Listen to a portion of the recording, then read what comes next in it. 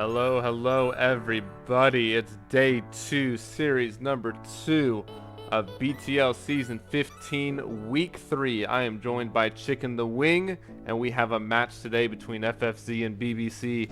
The bottom of the barrel here to start the climb. One of them has to win to turn it all around. Who do you think it will be, Chicken? I gotta go with my boy Zarathai. He's my road dog, day one. I'm also going to be leaning towards the Zarathai team comp. I have faith in their ability to start turning some games around. We are getting into the draft now. We do have a little bit of a mashup on the side of FFZ. They had to pull in some subs, so you got Mad Chef in the top against Meatydor, or however you say that. For BBC, you have Next Winter in the jungle against Cake Monster. You got Tygoon in the mid against Noah Bro. Just Relish and Zarathai in the bot against Gotcha and Sad Dragon Man. And the first ban of the series looks like it's going to be an Orianna, a very powerful champion indeed. A great pick to take away, especially if you're looking to come out on top in this series. They stuck Tygoon mid, did they? Yeah, they did. I think they wanted to lose, is what they wanted to do. They almost stuck him jungle. It would have been a lot worse. Very true. BBC has the Vayne answer for the ban. I don't know about that ban. Vayne, not exactly the AD carry that most ADCs focus on. So very interesting, to say the least. No, they got this. They know what they're doing. Yeah, FFC definitely has more standard bans here. They got the Xayah ban coming in next. So Orianna, Xayah, pretty solid carry champions to be taken away. And honestly, that's what BBC needs. They need somebody to carry. They've been struggling in their last few games. So to start out strong, they need to get a solid carry onto the board. And if FFC can take those away, it is the way to be. BBC is going to opt for the Gwen ban. Looking at Mad Chef's champion pool, Gwen, very annoying. I'm not going to lie, they're so AIDS, but overall, some pretty standard banning coming out from both teams, minus the main ban. What are you expecting for some first pick priorities on the side of FFC with this whole mishmash of players in a bunch of different roles? Well, Tygoon can only play Annie mid, so... Actually? There's no way that's true. Hey, let's be real here. Yeah, it is. Alright, well, we got the Gragas ban coming in from BBC for their final ban, and the Tristana ban from FFZ, which can be an AD carry or mid lane pickup. So let's see what FFZ opts to first pick. Will it be the famous Tygoon Annie? Or will it be a standard AD carry pickup? Or will it be a flex? Oh boy. We got a Garen. The GN Gods has been fulfilled. I can't believe... Who first picks Garen? That sounds like... Caleb, are you... That's a Garen. That's a Garen mid. That's a Garen mid if I've ever seen it. Are you influencing their draft, Caleb? Is that what's happening here? Am I doing what to their draft? You're influencing them. Only you would first pick a Garen. Ah. Only I would first pick a Garen. What do you mean by that? That or a Teemo, come on. Anyways. No, I'm picking 5 Yumis on my team personally. Awesome. We got the Nautilus coming in from BBC, a pretty standard support to be picked up early in the draft. Followed by the Ashe, super strong lane focused AD carry. And a great support AD carry for the team. But Ashe alone is not going to be enough to carry, so we're going to need something out of Noah Bro or Cake Monster to really solidify the BBC comp. FFZ does have the Garen right now, can't be slowed permanently anyways, because his Q does cleanse slows. Looks like Just Relish is going to opt for the Kai'Sa. I hope he takes cleanse, because I've been noticing a trend in this league. People are not taking cleanse when they should be taking cleanse. Hopefully, Kai'Sa does. We did see some proper... This is so boring. But it's what's needed to be used to win these games. And that's what FFC needs. You're making me fall asleep even faster here. Good. No. We do have Rakan hovered, but it looks like it's going to shift over into the Alistar. Alistar is a champion that can be pretty abused here in the bottom lane, especially against the Ashe, but once he gets some levels under his belt, maybe, just maybe, he can abuse the Nautilus Ashe with the low mobility that they have in that lane, and it has great potential with the Kai'Sa. Camille is going to be the answer into Garen. Don't know too much about that matchup. I can't imagine Garen's going to be happy because Camille just gets his ult on steroids. So here we are.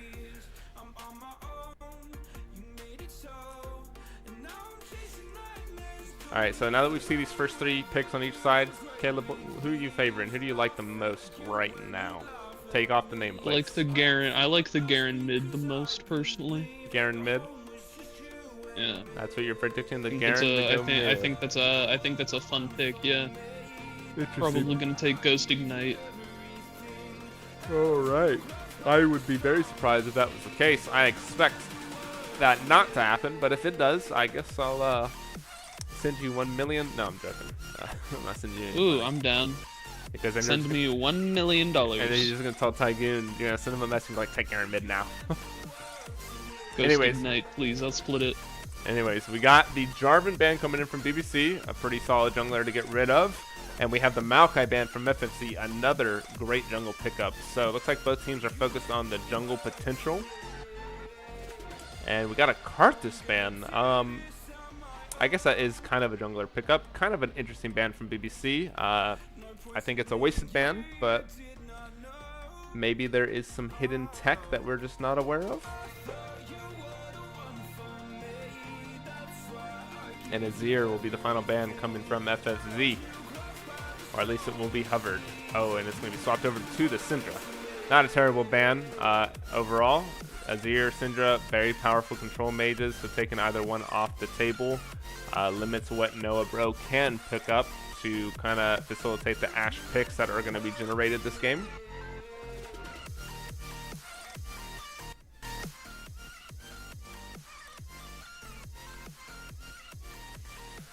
Yeah, there's still other picks that they can do. 100%. There are a lot of options here. A Lux would be kind of crazy with the Ashe. We do have a Sejuani jungle coming out of BBC. Great pairings there with the Nautilus, with the Camille. Allows Sejuani to get that permafrost passive stacked even faster, even for more powerful ganks. Oh my god. I told you that's a Garen mid. I told you that's a Garen mid. There's no way. I told you. I told you that's a Garen mid. You messaged him to ask him. That's what it has to be. No. I just know my boy. Alright, well we do see, unlike you, I'm a real friend. I know. Oh yeah? I know these things, yeah. So it looks like the only range damage on the side of FFC is going to be the Kai'Sa. We do have a Zac hover here.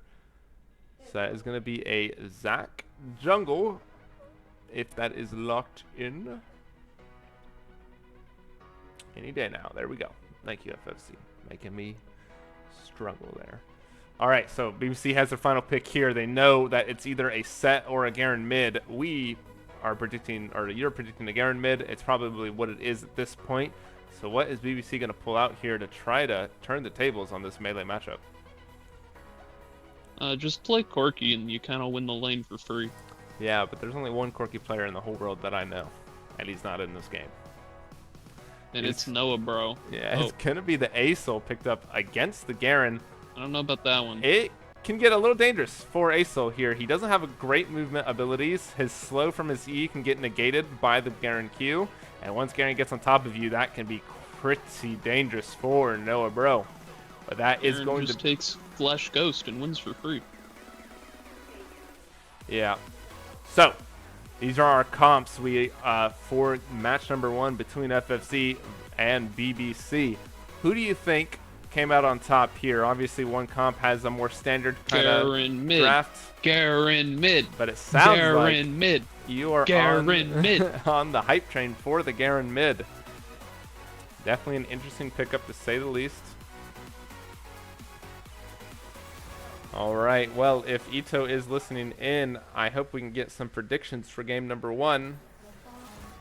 Get that prediction thing up in the chat. Start placing your bets and win big money. Not money, but points.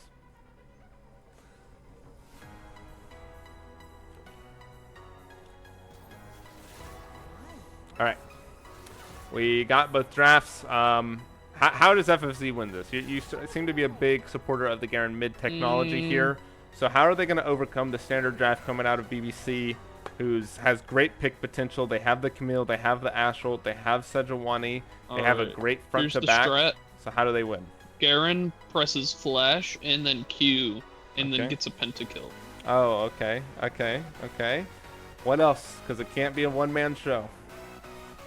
No, it's gonna be a one-man show.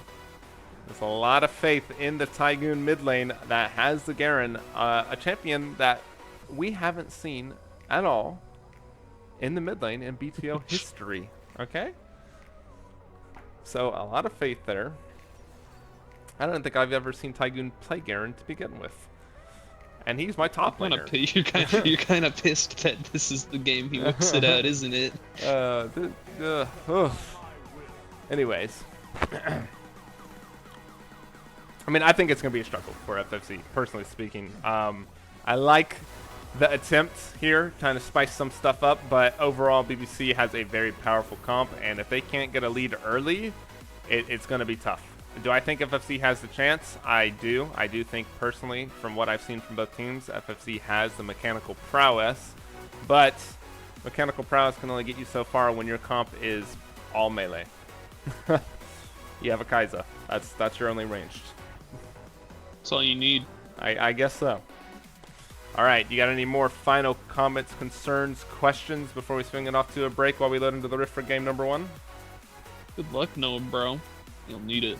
We got a big Tygoon supporter over here. All right, well, we're going to swing it off to a break. Like I said, we should be onto the Rift in about 3 to 4 minutes, so don't go anywhere and get excited for game number 1 between FFC and BBC.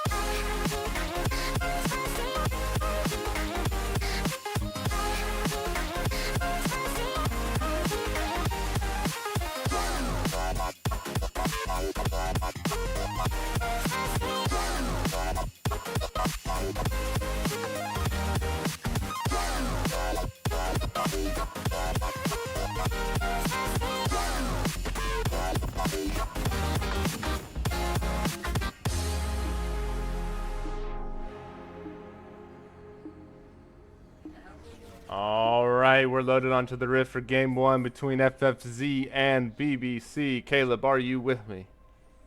Sure am. All right, 3, 2, 1, 11, 12, Yep. 13.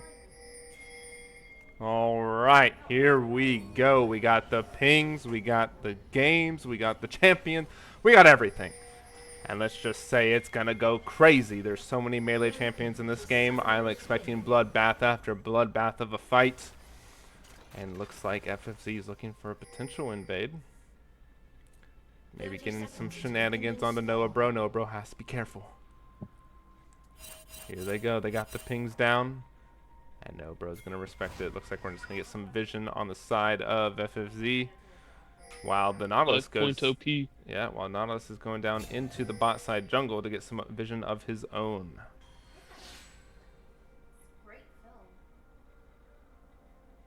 Yo, this set's mad. That Camille just got a 5 gold lead over the set.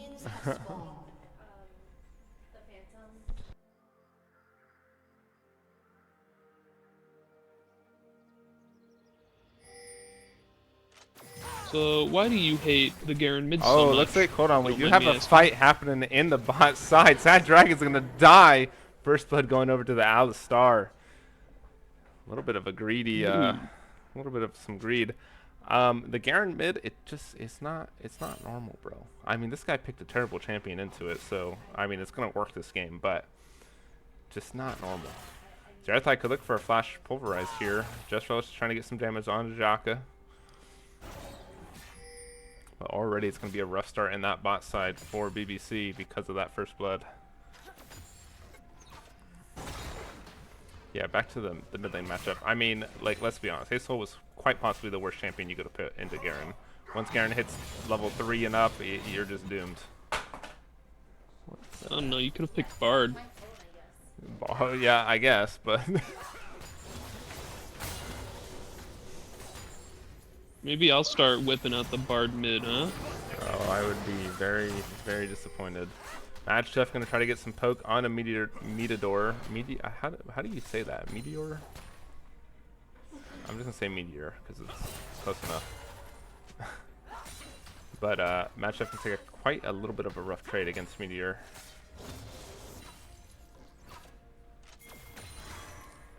How is Zarathai still level 1? I'm so confused. I believe he backed. No, I don't think he did. Yeah, no, he didn't. Ooh, Haymaker gonna go out. Great trade there. Zarathai gets hit by the hook, and the Pulverize comes in to get his Glacial Augment proc onto the Nautilus. A little bit of just an even trade happening in the bot side. Tygoon is at that Vital level 3, has full access to his kit. Things could get dangerous in the mid lane. Next Winter is looking for a dive. Matchef is ready, hits the Haymaker, centered on, but the Meteor gets the E, but goes back in, and Matchef picks up the kill, but dies as well. So 1-for-1 trade happening in the top side, while Tygoon goes in onto the A Soul. There's not much he can do.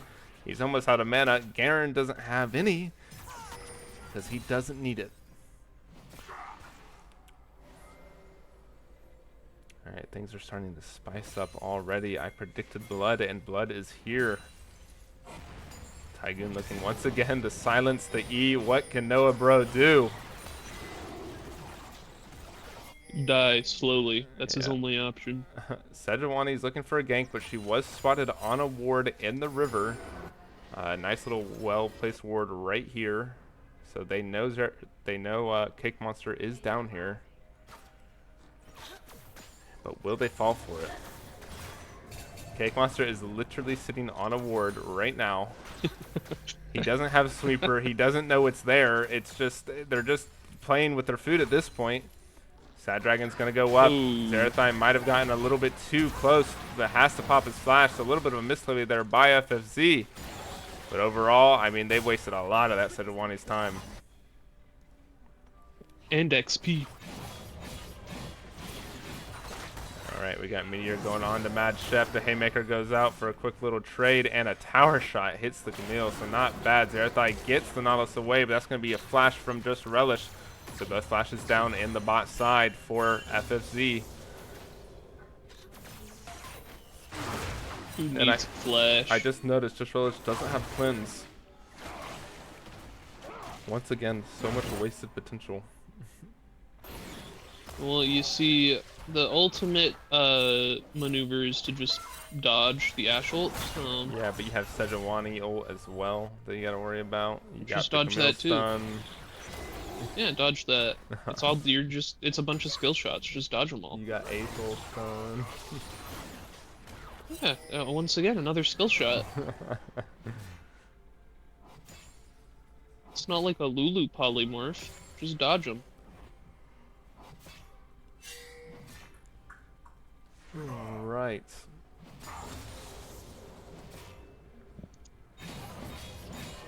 Alright, so Tygoon has hit that level 6. His ultimate is online.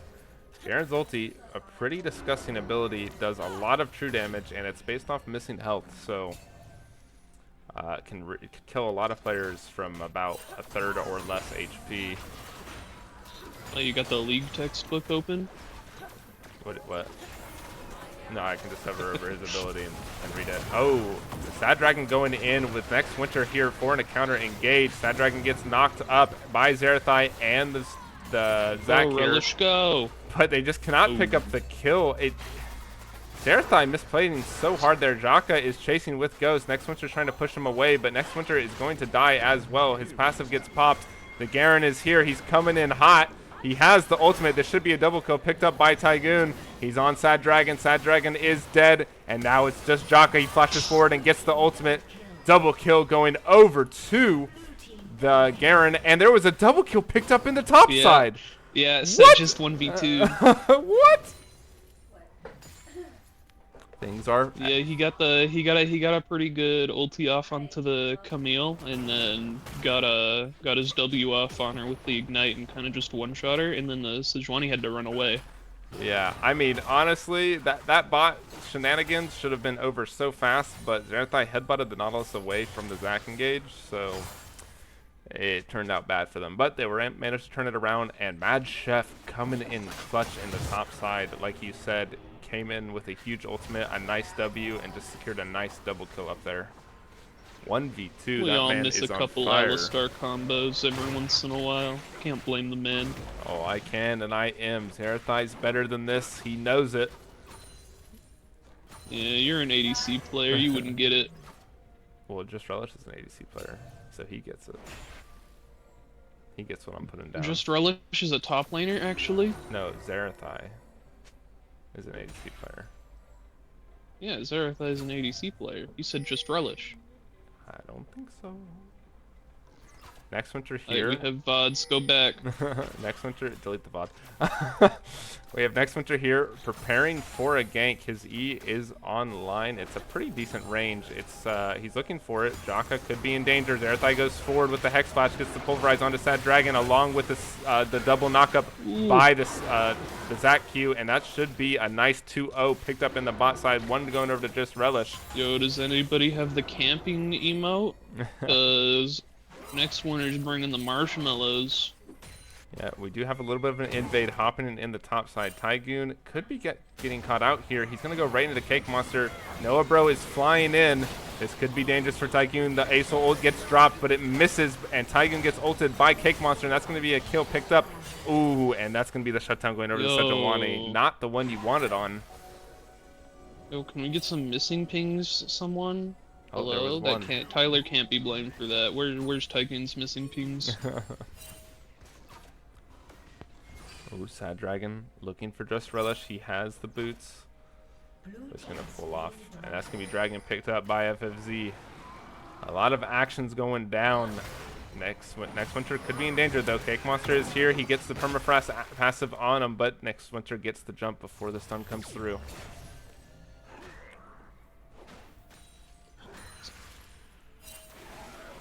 Alright, so how many kills per minute do you think we're going to average at the end of this game? Well, I mean, the Garen's gonna go 15-0 by the end of the game, so... Ooh, Sad Dragon's looking with the Hex Flash, but flashes backwards.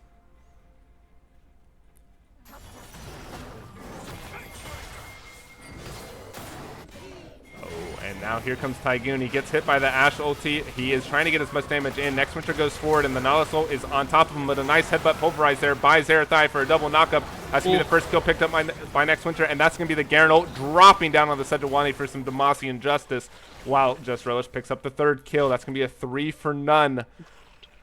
Tygoon kind of entered that pretty hard, but it didn't matter. Yes, he did. No one cares, though. He is a Garen. He's tanky. He has the damage. The champion's not balanced. He's one of the few gods in Worlds right now. And Mad Chef is he does have the God King skin. Yeah, Mad Chef is having his way up here with Meteor. There's not much Meteor can do. If Set ulti comes out, Mad Chef's going to have to flash away. The Ignite is ticking. That's going to be a kill picked up by Mad Chef. The fadeaway. And now Sejuani's looking for some redemption. Can she get there in time? She's spotted on a ward, but Garen is coming. Garen is chugging. Here he comes. The Q's going to get activated. He's going to get the silence. The silence over the wall. She can't dash away. She dashes into the Garen. Cake Monster is in danger, but they give up the chase. And with the TP coming in, this play could still be going on. Camille is looking. Noah Bro is here. Can they get out? The Camille goes forward, gets the stun onto the Garen. Mad Chef turns around to help his teammate fight. But Meteor is going to drop the ulti onto Mad Chef. The Ace Ult bomb comes down, gets a double stun, but Meteor is low. He is in danger. Can Tygoon get the kill? He just uses Phase Rush to get out, but gets stunned by the Camille, and this could be a kill picked up by Ace Ult, and it is. A lot of cockiness coming out of these players, a lot of misjudged calls, but it is a bloodbath nonetheless. Oh yeah. Still got a gold lead too. Plus they're playing Set Garen, so all these turrets are gonna be falling really fast. Yeah, yes indeed, yes indeed. They don't have the greatest siege, but their 1-3-1 is undisputably the stronger. Herald is going to be started up by the Sejuani while Sad Dragon looked for a fight in the bot, but it was quite a missed hook. Zarathai notably has the mobility boots now at this stage in the game, but he's not using them to roam. He's just using them to get to lane faster, it seems. Noah Bro gets flashed on. The silence doesn't stop his W. That is interesting. He is not happy about that. How does silence not stop that W? Anyways, we have a Herald fight here. The Smite fight. Cake Monster wins it. Cake Monster picks it up, and now Tygoon's here. He is very annoyed that Ace Ult got away from him, so he's looking for a kill on the Cake Monster, but Mad Chef is going to snipe that away. Now Mad Chef has Meteored in his sights, but walks away. Doesn't want to take anything too risky. She has Divine Sunderer at this point. Her Qs only get stronger from here. Misses the E. Meteor goes forward with the stun. And looks like nothing too much is going to happen after that.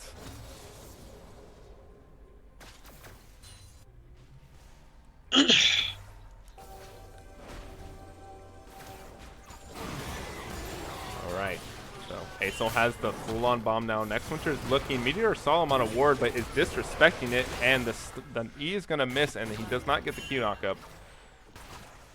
Garen is on the top side, though. They could look to prolong that dive, but Just Relish and Zarathai could be in danger here. Just Relish gets ulted on, tries to flash away to buy himself time. The Ashe ulti Cousin X. Zarathai blocks the hook, and Just Relish gets the ultimate. Can he get away? Just Relish is just going to get mowed down by the Ashe.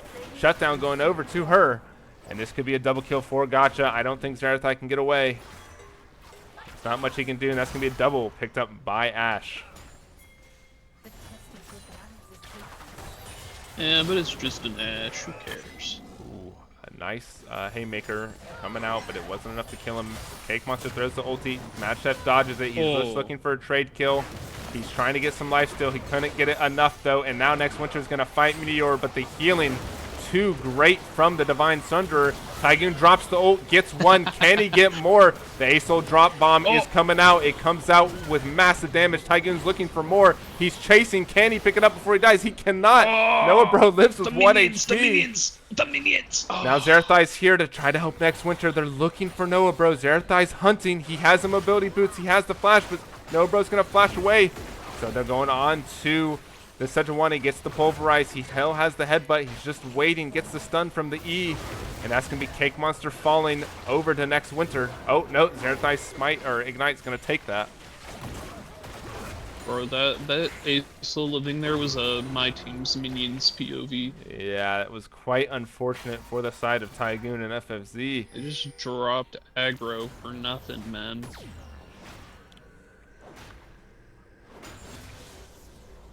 Sad Dragon walking into Just Relish.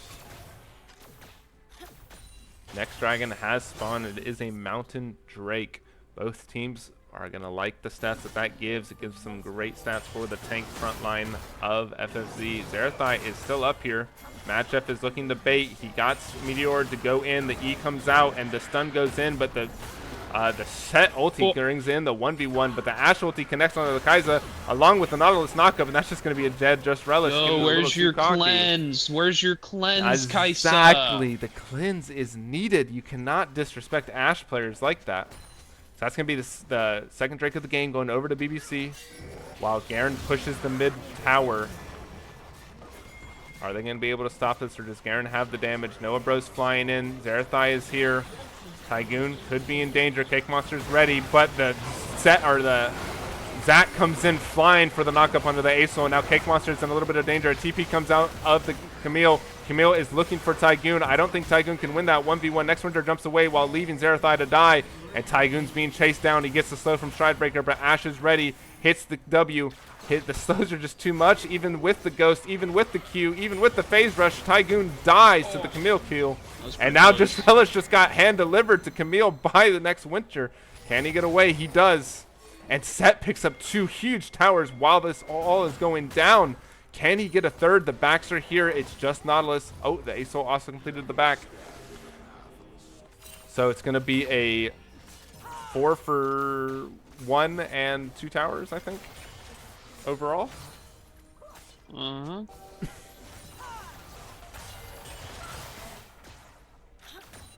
Oh no, so it's a 3 for 1 and 2 towers. That's what it was.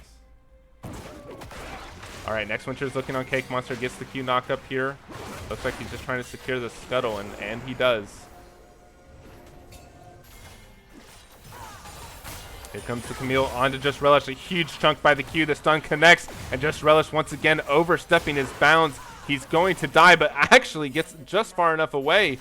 Meteor a little bit frustrated there to give up that kill, canceled that auto on the Q, and now we have a fight happening in the bot side jungle. Zarathai has to run. He has the blast cone. Next Winter got the blue buff, and now Chase goes down. Cake Monster has no ultimate. He cannot hit any CC, but Jaka has the slows, gets the knockup onto Just Cake, and now Matt Chef is looking for a deep engage onto Jaka, picks up the shutdown, and it's a 3v2, and that's a nice double pulverized headbutt by Zarathai, and that's going to be a 2 for 1 or 2 for 0, I guess. I don't know where Tygoon died, but he did die. Now Next Winter is looking, gets a headbutt pulverized onto Sad Dragon, and Sad Dragon flashes away, gets the hook onto Zarathai. Zarathai is dead to the tower, and they're just going. They just don't care. By the Aesol.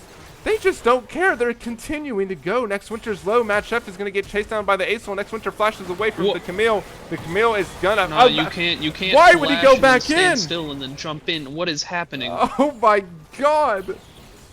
It's just blood after blood. We're at 37 kills, 18 minutes in. Nah, why did that Camille flash and then proceed to stand completely still and then still get the kill on the Zac anyways? Oh God. That was so illegal. Oh no. This game is just going all over the place. It's literally anyone's game at this point. Tygoon a little bit behind. The pick not quite panning out how he wanted it to at this stage in the game. No, you just don't see the master plan. I see the 32-step plan going on inside his brain right now. And he's on step 12. You know? He's almost there. Yeah. Jaka could be in danger here. Oh, but does walk away.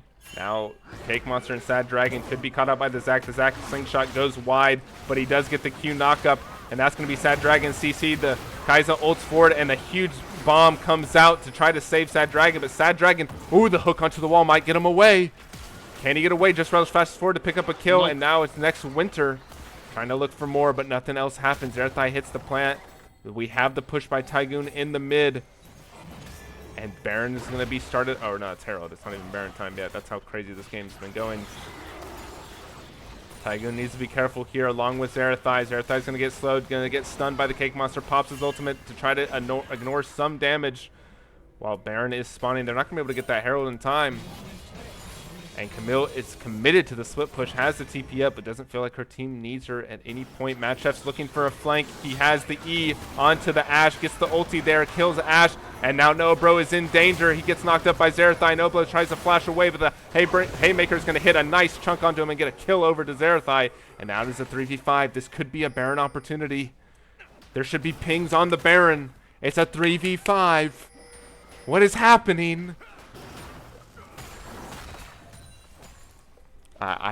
Caleb, what? Nothing good. I'll tell you what. What is going on?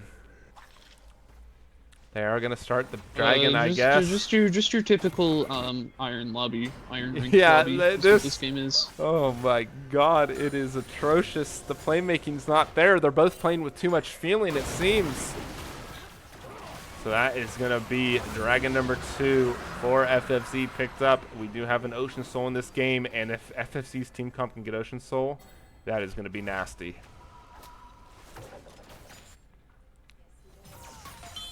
Ocean Soul is quite nice. Especially when your team is just tanks. It's just tanks. Just tanks plus a Kaisa. Yeah, true. Kai'Sa's a tank, let's be honest. Have you seen that ultimate shield? Yeah, I think you're overestimating it. It gets up to like 1,000, bro. It's pretty disgusting. Zarathai, you're spotted. Run. Alright. No, not into the Nautilus. Dude, Zarathai has no fear, has no chill. He's just ready to go in at any given notice. Mad Chef here is now against Noah Bro. Noah Bro has some priority over this guy.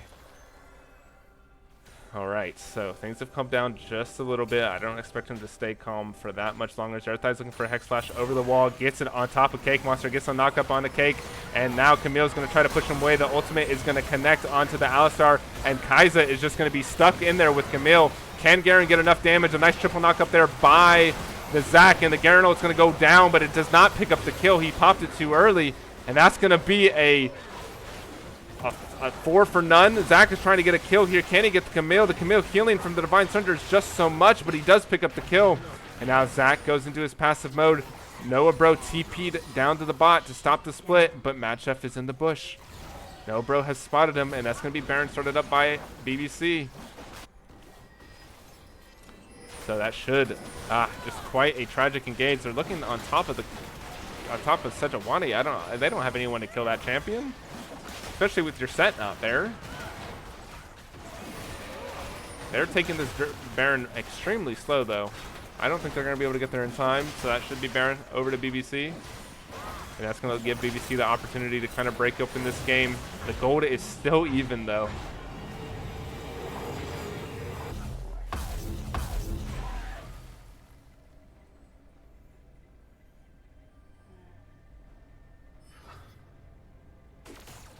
Even gold, even mold. What? Alright, so we do have 2 Hull Breakers coming out of FFZ here. You got the Garen on the Hull Breaker. You got the set with the Hull Breaker. Looks like they're fully committed to this 1-3-1. No more team fights, but still just as much bloodshed. And maybe, just maybe, with BBC being so team fight oriented, they can look to win through the split push.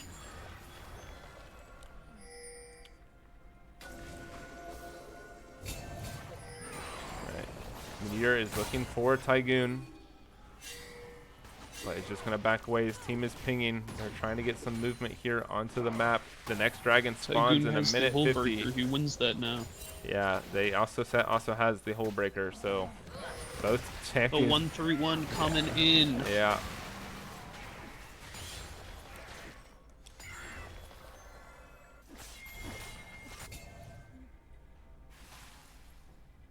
Alright, Zac, next winter is looking for some vision clearing. Could get caught out here by Sad Dragon. He's going to have to try to jump away. He does use the Blast Cone. Now Cake Monster is ready. Next Winter has been spotted on a ward. They know he's here. The Nautilus ulti is going to go down. A little bit of an interesting one. A flash over by Sad Dragon to get more CC onto the Zac. The Zac pops the ultimate. Mad Chef is here. Zac is looking for as many knockups as he can. Mad Chef ults the Sejuani into the backline, but only hits Gotcha, and it's not for much. But a huge haymaker coming out of Mad Chef to annihilate the Ashe. But he just doesn't have the damage to carry his team. The rest of his team is dead. But the Garen split push is here. It is live. He's going to get this Herald. Mad Chef just has to delay as much time as possible. Haymaker going to go out. Almost picks up a kill on Noah, bro. But that is going to be the first inhibitor of the game taken by Tygoon.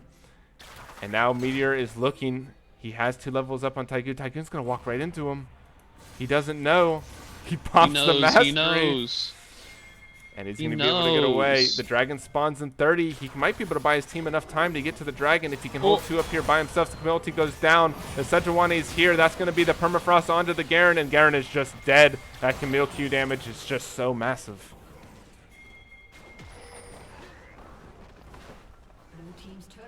All right, so BBC for the first time has a gold lead at 1.5k. Zac is looking for a gauge onto the Asol, hits the Q, gets the Nautilus, a nice knock up here, but Just Relish is going to get ulted by Not. Zarathai tries to head pulverize, but to no avail, and now Camilla's here. She has the damage. Zac, don't take that. They're just going to have to give this tower. They need Garen up.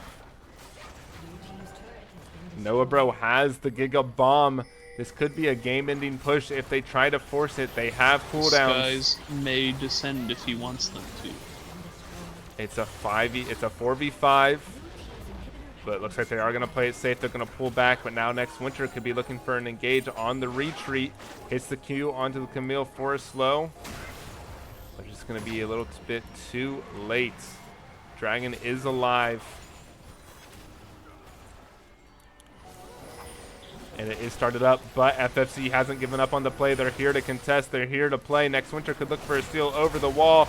A nice flash forward by the Garen to try to get a silence onto the jungler, but Next Winter is not able to confirm it.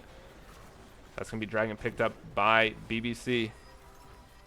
And the resets are coming in.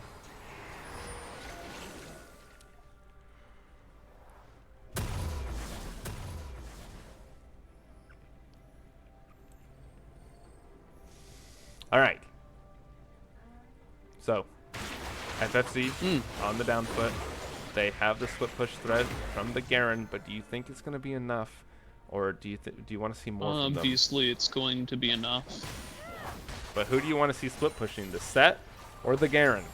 There's only both. There's only 2 lanes to split push now, and you can't have them both in the same lane.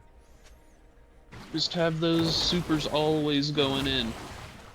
Put the Set with the super so that the Camille has to answer, and then the Set can 1v1. Stick the Garen in the bot lane, and you're chilling. But I don't think Garen's strong enough to 1v1 anyone at this point. He's 3 levels down the Camille, 2 on Noah, and obviously Ashe is not going to be the one to answer that. You clearly don't believe enough. Oh, I do not. The faith has dropped. Oh, and we have oh, really? a pause. The mid has DC'd. He's raged quit, apparently. No. And he's reconnected back. So we do have the unpause. So here we go.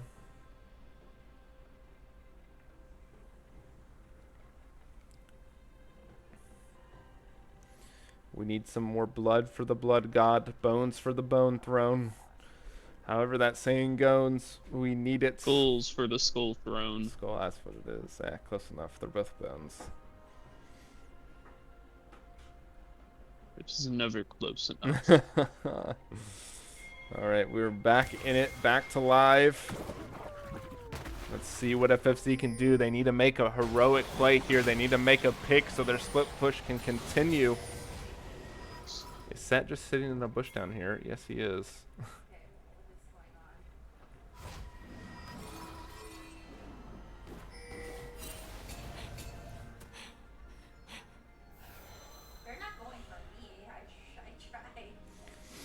Alright, Tygoon clearing some vision, trying to get some vision control at this Baron. Baron is up in 20 seconds. Do you want to see FFC contest this, or you just want them to say, F that, we're going for the split? Inhib time. All right, so we have the vote Who cares casted about by a Chicken Baron? the Wing. Next, Meteor can get caught out here, but does dodge the Zac engage. Set is coming over to this fight. I feel like Set should be split pushing. Who cares about this Baron? Set is ready. Asol has the teleport. Asol has the Skies Descend. This could be very dangerous for FFZ.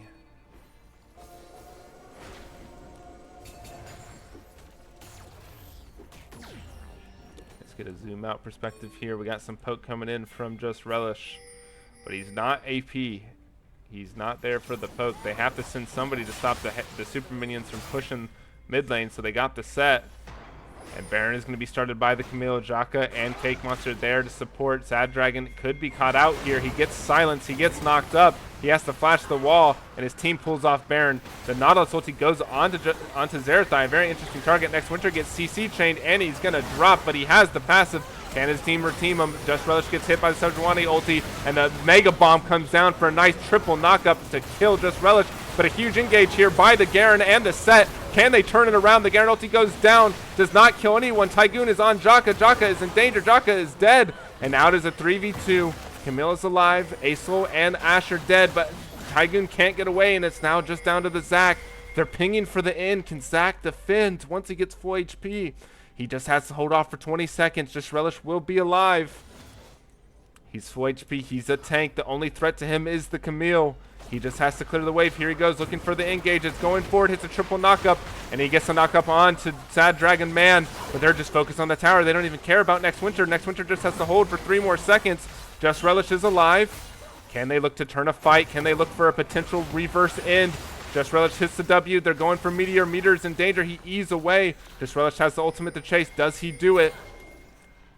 He has to make a hero play here. Hits the W. The Zac goes in. Just Relish ults forward. And gets stunned by Camille. Camille gets knocked up by the Alistar. That's going to be a 1,000 gold going over to the Kai'Sa. And now we have an Ashwell to try to save the way.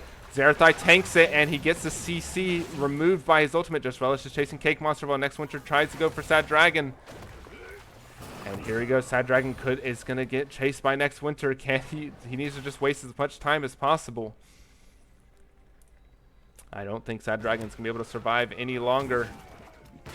He's just going to end up tanking this tower. This should be an execute unless Next Winter's going to smite and get the kill. Oh, really? Oh, the fade away. And now we have a push in the mid lane. Just Relish with Mad Chef and Tygoon on his flank. Dragon is up. Almost a detrimental play there for FFC, but they managed to turn it around and stay in the game. They're only down 3K. They still have a hope. They still have a chance. Dragon is going to be picked up. They will be on soul point, and if they can delay for a soul, for a potential soul, this could turn the game around. They just have to buy themselves 5 minutes. Easily done. Just Relish got a huge influx of gold on that play. He got the 1,000 gold shutdown on the Camille. So anything can happen at this point. Anything? Anything. A pentakill from the Garen could happen. Well, I mean, that one's a given. Just look at the man. Looks like we're going to have an hourglass coming out of Just Relish here. Cake Monster is going to see Zarathai and Mad Chef. Zarathai's going to go forward. But Mad Chef does not want to commit to that fight.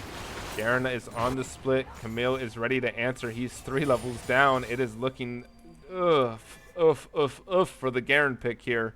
He needs to be careful. The Camille can look. The Camille has TP. If he gets picked here, it could be the end of the game. Camille's going to look. Misses the E. It looks like he's just going to pull off. I think FFC needs to look for a pick on these split pushers while they can. It's their best way to delay the game. And crucially, Garen needs level 16. His ultimate is missing a very huge chunk of damage. It's only at 300 true plus 30 missing, but it could be 450 plus 35 missing. There's just so much more potential in the pick.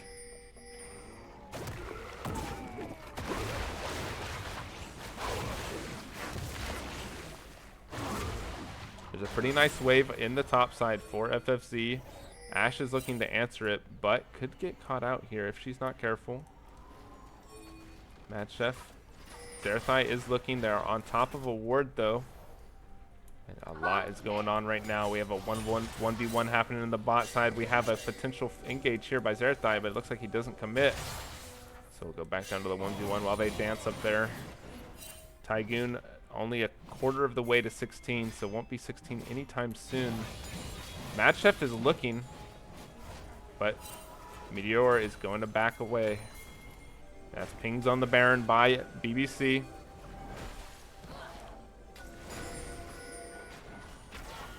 And it has been started. All right, Caleb, here's your moment. Here's your time for your team to shine. A nice headbutt pulverized for a double knockup. As Zarathai's in there alone right now. He pops the ulti to try to delay as much time as possible. Zach goes in, hits a knockup onto the Acel. He's trying to get this Acel killed before he can drop his ult. So Acel has to flash away. Now Just Relish is going to be in a lot of danger. Has to use his Hourglass, but still dies. And now we just have a huge split push start coming out from the Garen and the set. They're pinging the base. All Next Winter has to do is buy his team time to open up the gates. Noah Bros looking to try to back.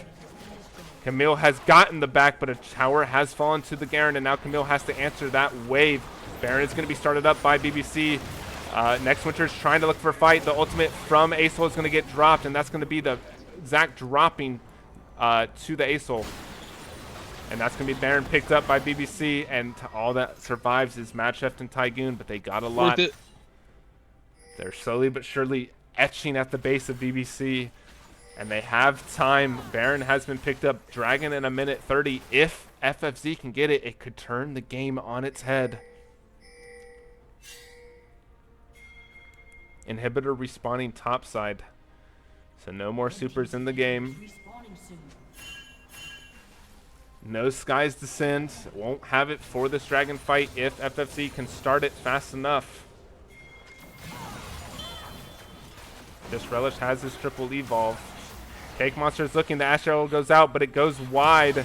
Cake Monster flashes forward for the ultimate. Zarathai drops his ult to take it. The Acel ult's going to come out for a triple stun. Just Relish is going to get hit by the Nautilus ult, and this should be game. This should be it. FFC has no carry alive. Camille's going to ult on top of the Garen, and it's just hopeless. Too much damage, too much tanks, and FFC just cannot get through it all. Game number 1 going over to BBC. Yo, Tygoon, you have 10 deaths. Are you aware of that? The split push just wasn't enough. The double hull breaker wasn't there. Set didn't even get hull breaker damage onto towers. It was just the Garen. Great attempt there by FFC to try to turn this game around, but it just wasn't enough. So hopefully they'll adapt and overcome in game number 2. Any words of wisdom for FFC before we swing it off to a break, Caleb? Sucks to suck, I guess. All right, I guess it sucks to suck, and FFC, you're going to have to stop sucking. All right, we're going to send it off to a break while we load up or get everything ready for game number 2, so don't go anywhere.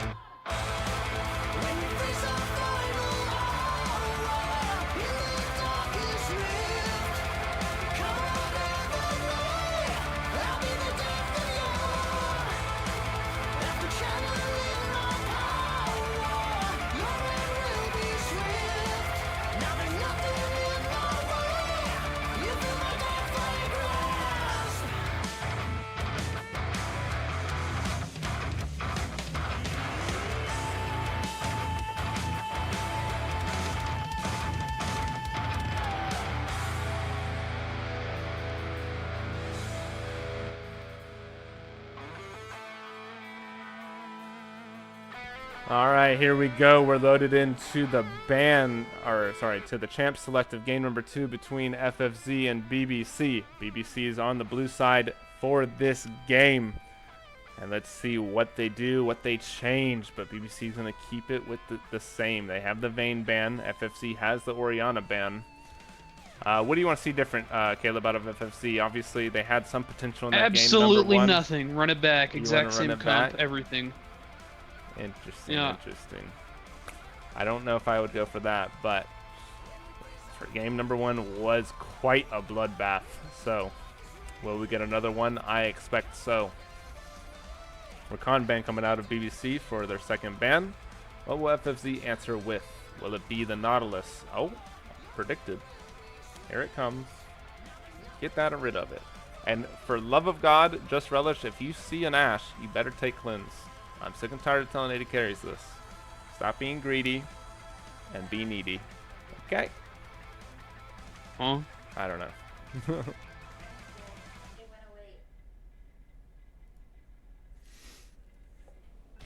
Oh my I'm not a gosh. huge fan of needy ADCs personally.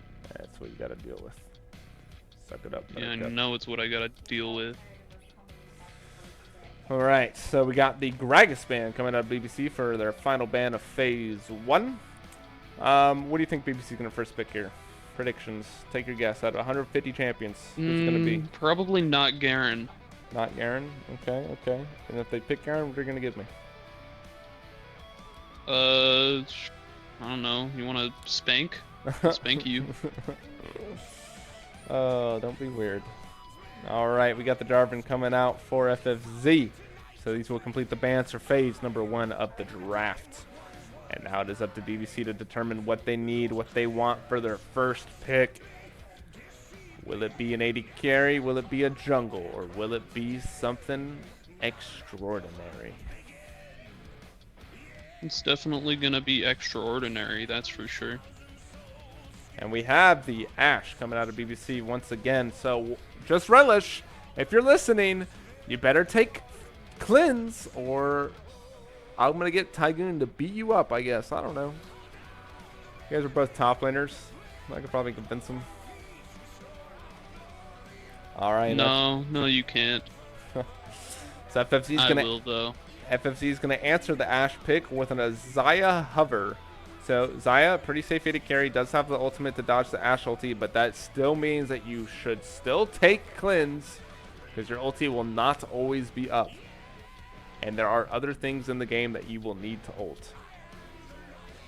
So that is going to be the Xayah for FFZ. Will they pair it with... Oh no, Rakan was banned. So what are they going to pair it with? What do you want to see? What do you want to see Zarathai pair the Xayah with? We do have Maokai With coming Xayah, out. I'm a big fan of like something that can roam, so like just put Zarathai on the Bard, call it a day. Okay, okay. The Bard and call it a day meta. We do have the Maokai coming out for FFZ. That can be a triple flex. It can go support, it can go top, it can go jungle. Hell, it could even go mid at this point. Tygoon's apparently playing the top laners in the mid lane. I think you mean mid laners in the mid lane? So we have the Sejuani. I don't know what that second pick it is. It glitched out. Let me refresh the page. Oh, it's just nothing. Interesting, interesting.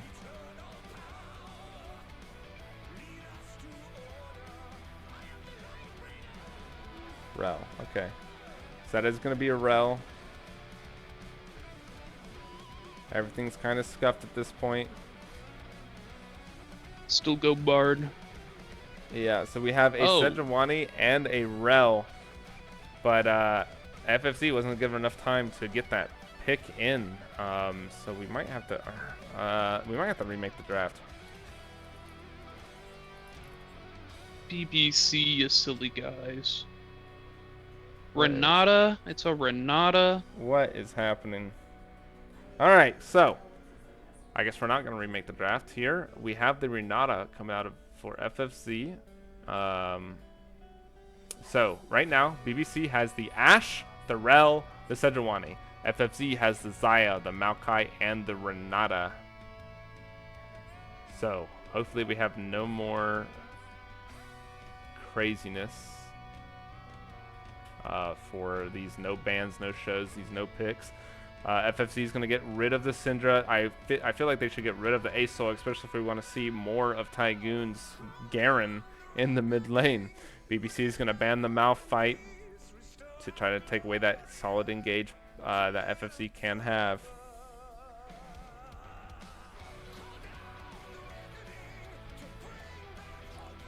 We're getting the Garen again. I can smell it.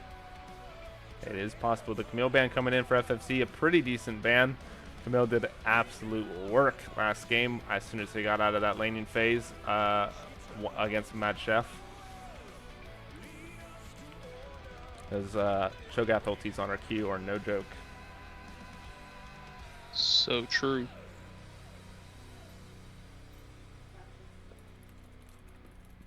I love Cho'Gath ulti base kit.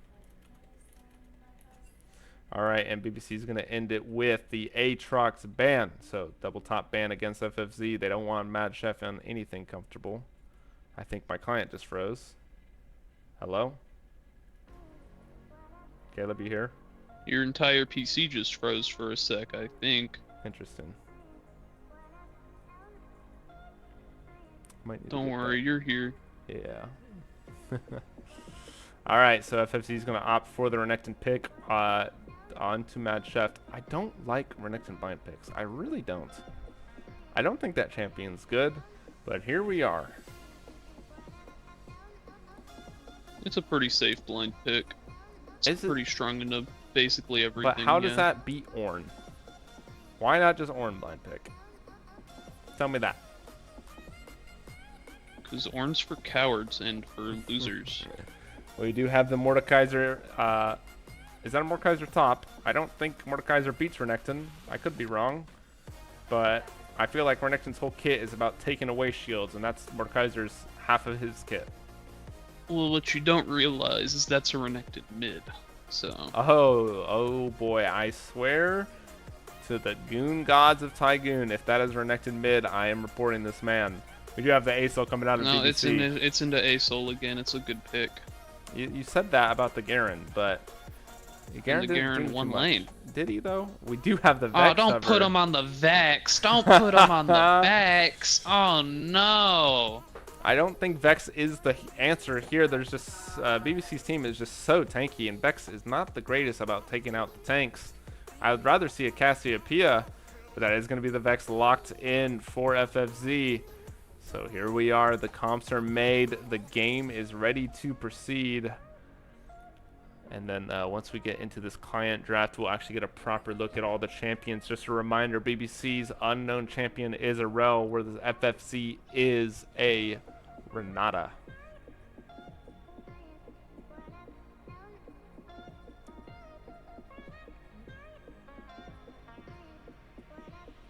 Don't forget about the Rel. I said Rel. Said Renata. No, I said the BBC's pick was Rel, and then I said FFC's was a Renata. Unless I froze again, but I didn't say I froze, so. I'm gonna assume I didn't. Alright, so Okay. Seeing the drafts, who has the edge here? Definitely not the Vex mid, that's for sure. Alright, I do agree. BBC's comp is pretty deadly. They have the Ashe, they have the Sejuani, they even have the Rel for the follow-up, and Mordekaiser is going to be able to take out anyone in these fights that he wants once we get to that stage, and they have the power scaling of Asol.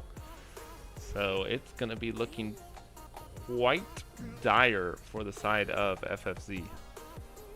The Renata's not great in Rel either, because she not only doesn't have enough quality CC, but she's also not mobile enough to be able to avoid it. So like if you were to play Emilio into it, his Q is really strong into Rel. If you were to play Bard, his mobility is really strong, also his Q is pretty good.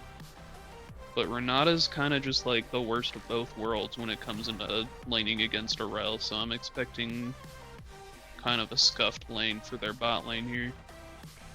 Yeah, and I mean, Rel doesn't really have the greatest targets for ultimate to snag onto. The best option is going to be that Ashe, but I don't think Ashe is going to provide the amount of DPS that you want out of that or not the Rel, the Renata ultimate into these like super tanks of BBC. True. So I really think that FFC's game plan here is going to rely on them getting a huge early lead, and I just don't know if they're going to be able to do that. Maybe the Maokai can facilitate some ganks on the top side and the mid before any major ultimates are ready to be activated. We already saw one Maokai game today. It went pretty well in the hands of Jordan. She had some pretty great disengages here. And maybe, just maybe, her Zaya's team can buy her enough time with the Renata revive mechanic for her to start dishing out some damage and get some feathers on the ground and turn some of these fights on their head. So we are going to be loading into the rifts here. Do you have any final comments, concerns, or what the heck is this team doing? Nope. All right, well, we're going to swing it off to a break while we load into the rift for game number 2 between BBC and FFZ. Don't forget to put in the chat who you think's going to win, because I don't know if Ita's doing the betting, but I still want to see that support. Don't go anywhere as we load in.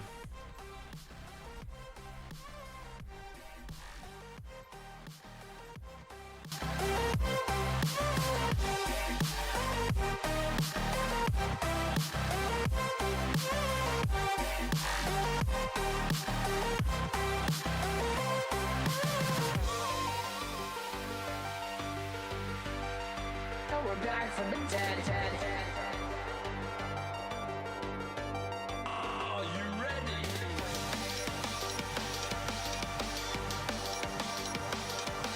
Let's go. Back from the dead.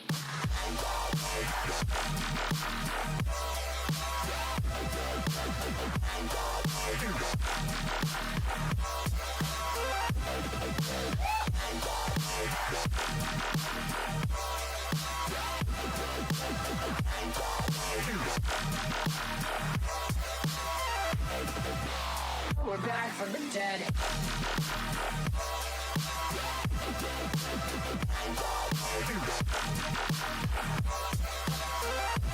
Hell yeah.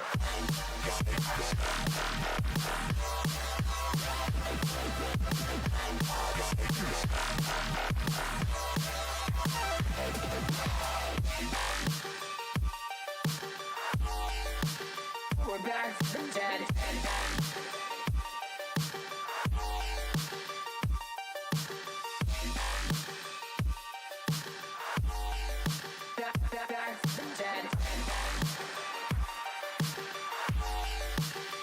Back from the dead. Back from the dead.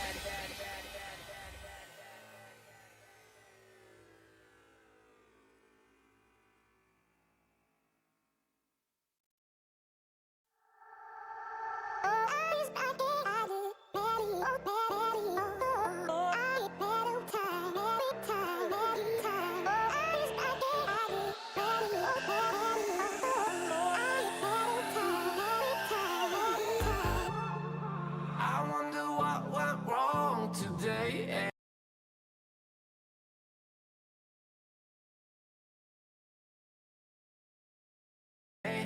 Why do I feel like I linger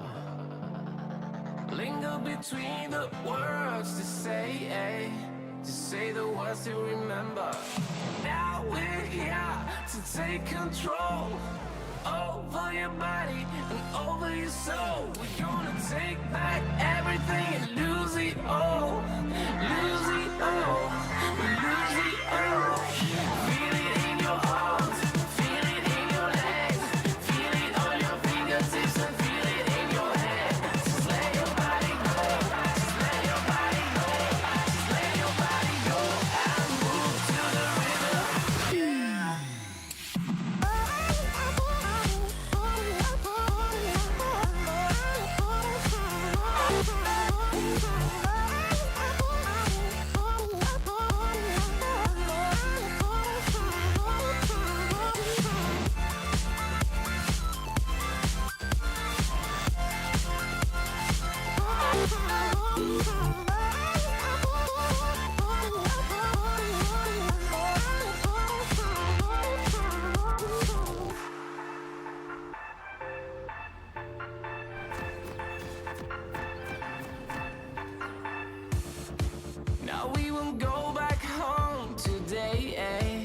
until the very last.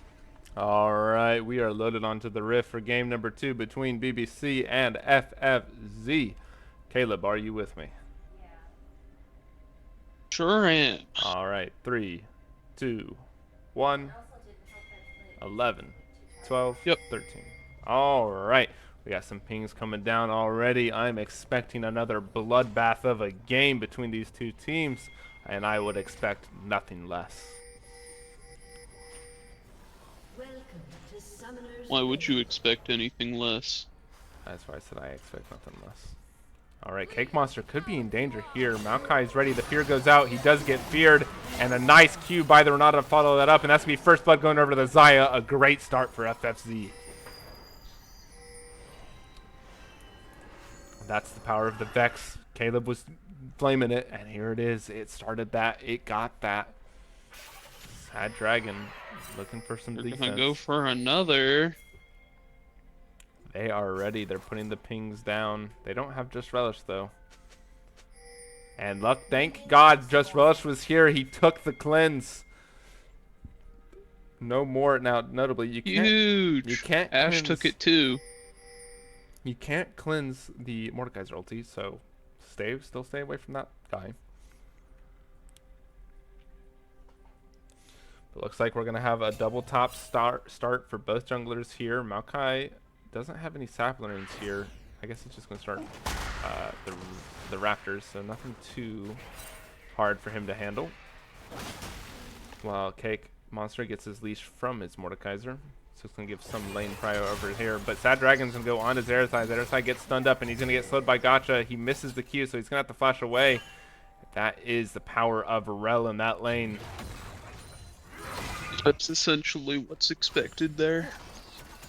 Yeah, and Zarathai's going to have to be careful. No flash to get away next time. He does have exhaust, but it's just probably not going to be enough if he gets caught out that hard again.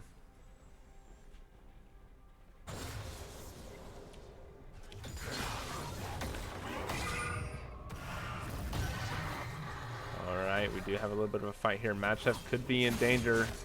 Meteor has massive damage, but he's going to turn it around. But Meteor hits the Q, and now they're both at 1 HP. They flash on top of each other, and Matchup gets the win. Oh my god.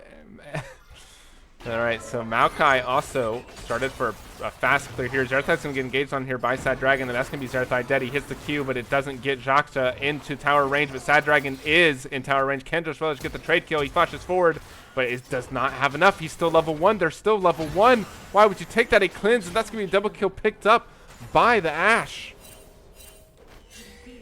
I don't know whose idea it was to pick Renata there, but that was interesting. It's looking rough in the bot side for FFC, but the top side has been making some hero plays. Once again, Match Chef coming in clutch, getting that 1v1 victory. There is a little bit of a freeze though on him, but it should eventually break itself.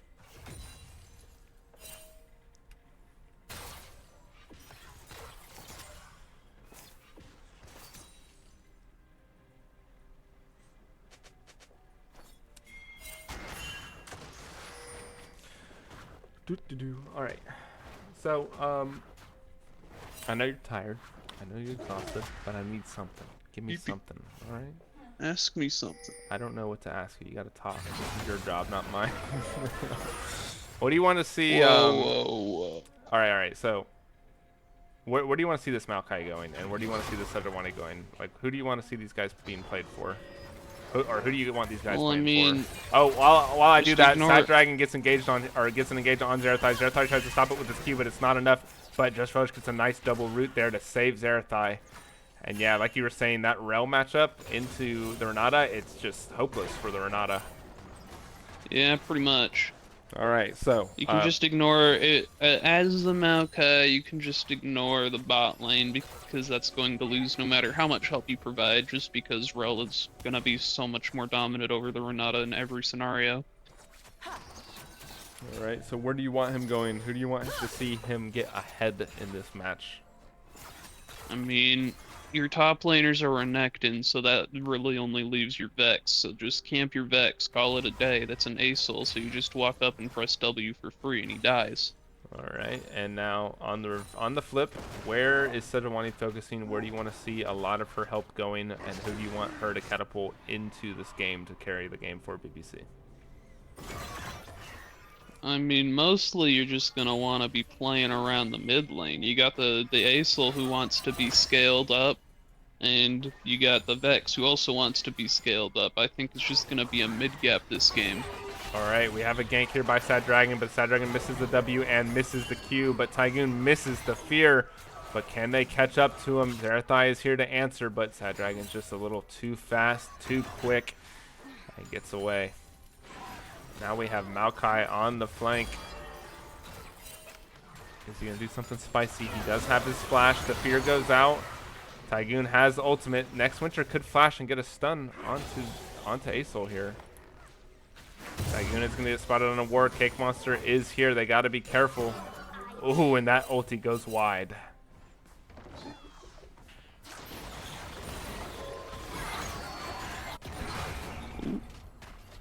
Nice poke damage If coming out only of the Vex Tygoon. ult landed, that Aesol would be dead.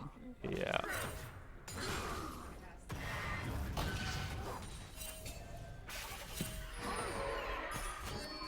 It is going to force Noah Bro out of lane. It's going to catapult Tygoon's CS lead, but now Sad Dragon hears Hex flashing over, catches Tygoon out. Tygoon has to flash.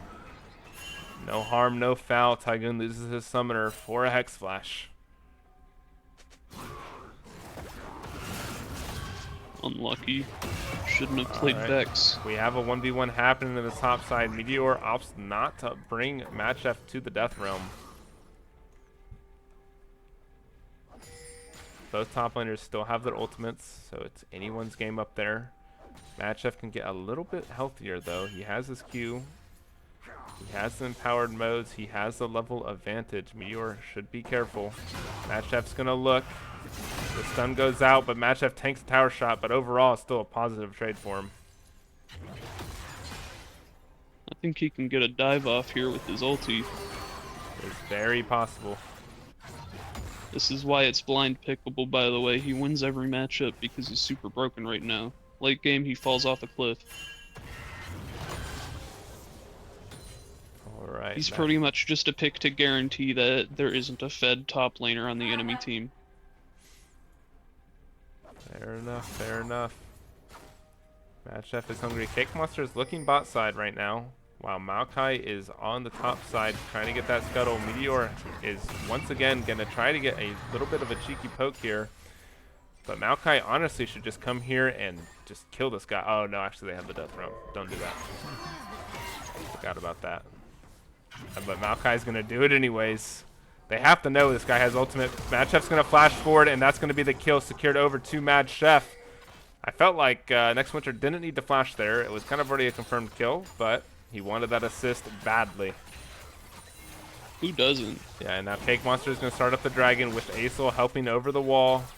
That should be the first dragon going over to BBC.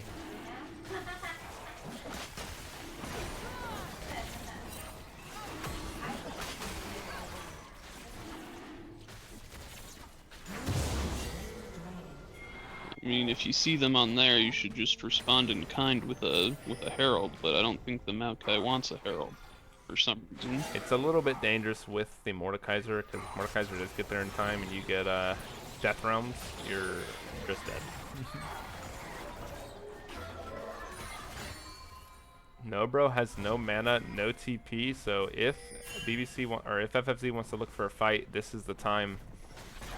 Cake Monster is going to start up the Herald with Next Winter moving in, but the Mordekaiser is ready to respond. Noah Bro has no mana, so it's going to be Next Winter against the world. Disrespectful there on Next Winter. Yeah, and it's just a little bit too deep. The ulti comes out. The Ashe ulti snipes Tygoon after he takes his ultimate in, and he's just stunned forever.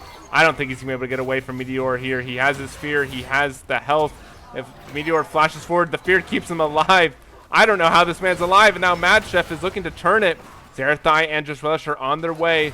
Mad Chef is trying to buy as much time as possible. Tygoon's trying to get some poke in. Zarathai flashes forward, or no, doesn't flash forward, just walks forward and gets a kill onto Sad Dragon. While Mad Chef gets a kill onto the Mordekaiser. Jesus, there's too many M's in this game. Whew, I can't believe that panned out positive for FFZ there. is a little quirky.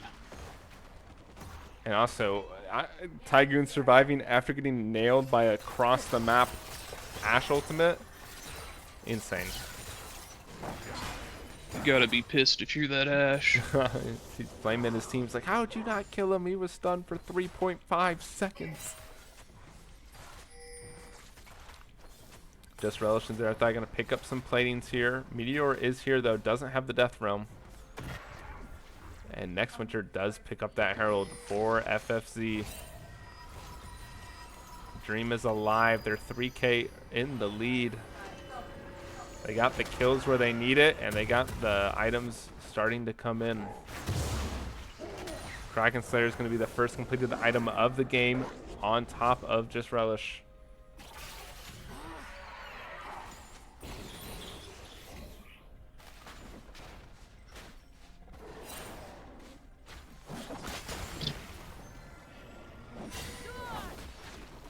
How's the bot lane going? Okay, Zaya has a couple kills. That's 2 more than I thought they were gonna get down there. Well, she got first blood, remember? That's still 2 more than I thought they were gonna get down there.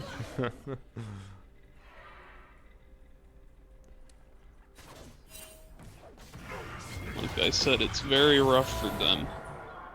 Alright, we do have the Death Realm from Meteor onto the Renekton. The Renekton pops his Dominus, so there's going to be a nice 1v1 in the Death Realm. The Death Realm expires, though. Meteor kind of popping that a little soon, and he could be in trouble here. Matchup could look for a turn, but he looks like he's just going to respect it and not do anything crazy. Oh, he does dash forward. He does get the empowered stun, and a great poke there on Meteor.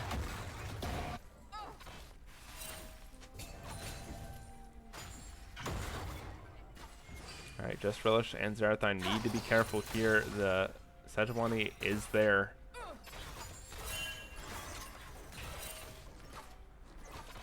Looks like they're just going to farm, continue to scale, which is what they need to do if they want to hold a smidgen chance in this game. I don't know why everybody's picking Asol these days.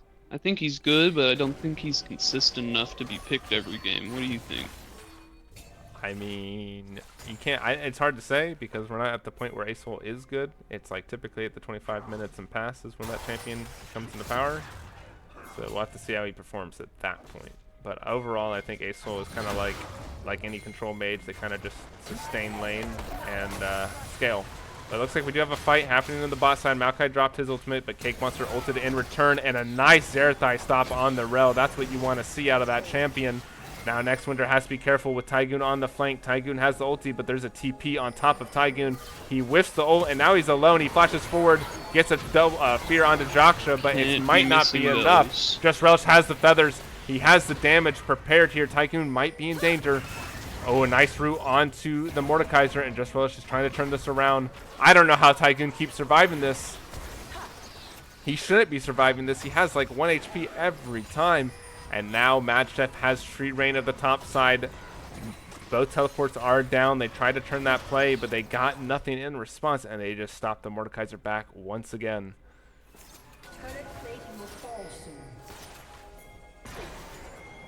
And we might have a potential fight happening in the bot side still. It's still a 3v3. The Maokai's here. He is backing, and then he stops it. Same for the Mordekaiser. The Mordekaiser's ready. He gets the pull in, and a huge Q there to kill him. Zarathai stops. Sad Dragons engage, but a flash forward by Jaka to get the slow onto Just Relish, but it's not enough. There's some wasted flashes there. And that's going to be a 1-0 in the bot side. Tower should drop here. First tower, I believe, will drop to the Renekton. No other tower is low. So, I mean, at the end of the day, for them. FFC bought a lot of time for Madchef to get a bunch of gold in his pocket. But I mean, it is in the pockets of a Renekton, and that guy falls off a cliff, so... Yeah, but I mean, at this stage in the game, Renekton being fed is nothing to complain about. He can drop and pop some champions. True. But he's still going to sunset, so you're gonna need to finish the game before Asol can start doing his thing. Alright, we do have Herald drop mid for FFC. They got the charge down, but there are no platings to be gathered. Noah Bro took up quite a chunk there by Tygoon. Tygoon's damage is quite powerful. Well, here comes Mordekaiser on the flank. Tygoon doesn't see him. He could be in danger, but Sad Dragon's low. Tygoon ulti goes out, but he gets ulted by the Sejuani, and he gets into the Death Realm against the Mordekaiser while the rest of his team tries to buy time. Can Tygoon survive? Does he do it again? By a miracle, he's alive, and that's going to be a kill going over to Just Relish. That's my goat right there. He still doesn't have a single kill though, so I mean, like, Vex wasn't the play, but yeah, that's my goat. If he was able to get his ulti off, he would have been able to secure the kill there on Sad Dragon, but the Mordekaiser ultimate was there in time to save him. Now next Winter could be looking for a dive with his team, but he's going to pull out. Just going to pick up a Towler onto Just Relish. Got a nice 4K gold lead here for FFZ. Had about that much last game. Yeah, but this time they don't have the dragons. They don't have the stacking.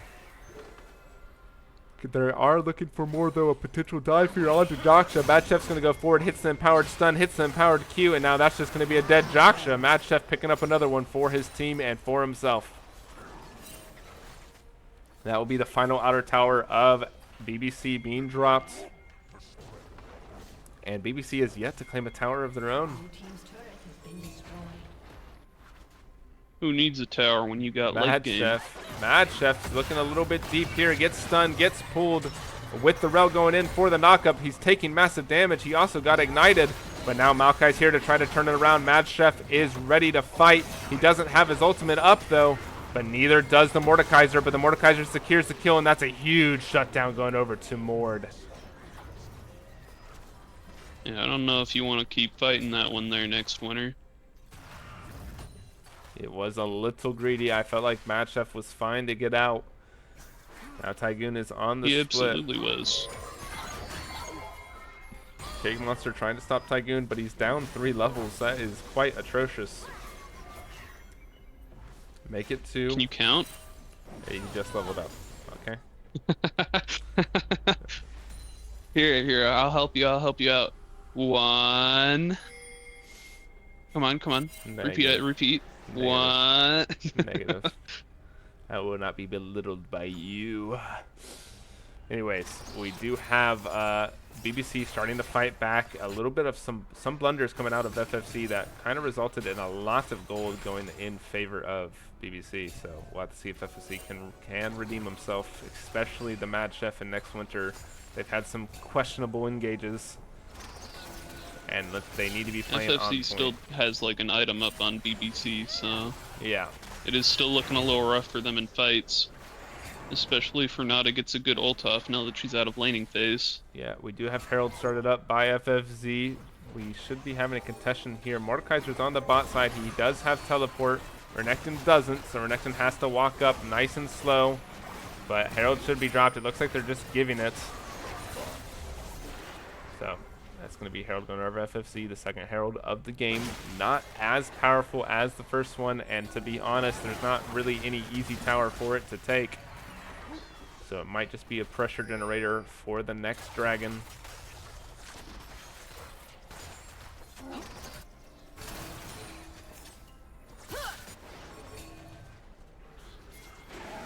What is the soul this game? Oh, Kimtech.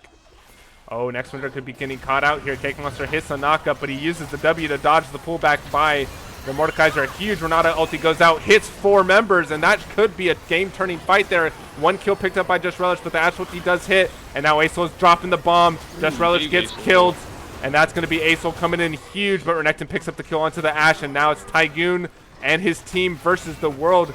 Can they pick up a kill on a Meteor? Meteor is going to get chased down. He's below a quarter HP, and that's Tygoon picking up his first kill. Ooh. That's going to be a 3 for 2. He's on the board. Yeah, great turnaround by FFC there. It was looking a little dire there, but the Renata ulti bought so much time. And that should be their first dragon getting picked up here unless Cake Monster decides to contest it. But FFC is fully up and fully healed. So it might be a little bit too dangerous for them.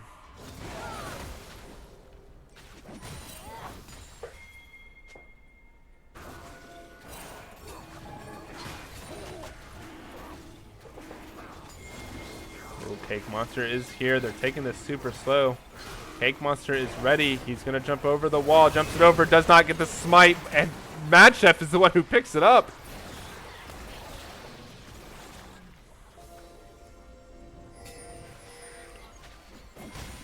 Oh my god. I don't know how Cake Monster didn't take that, by the way. He had the smite advantage over Next Winter.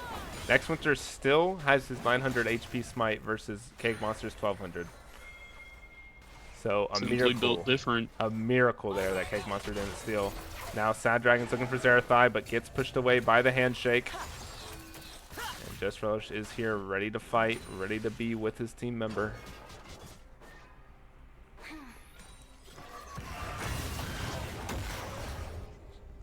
Tygoon has quite a lead for himself, and I mean, this Mordekaiser down 2 levels against the top and mid of FFZ. It's looking a little rough for him. Yeah, that's what happens when you lane against a Renekton. Ash Arrow going down there. Does it connect? Oh, It does not. I that don't was think close. I don't think anyone was there to follow up to begin with. He has the Merc Treads too, so it's not like he would have been stunned that long.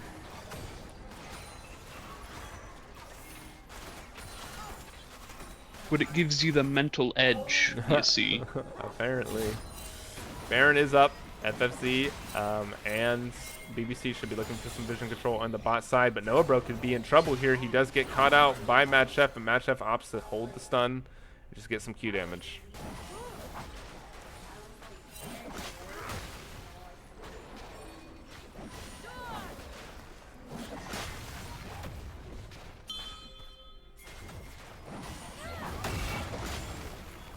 Alright, we do have Baron started up here by FFC. Just Relish and Tygoon are the only ones hitting it. Next Winter dropped the Herald mid to apply some pressure.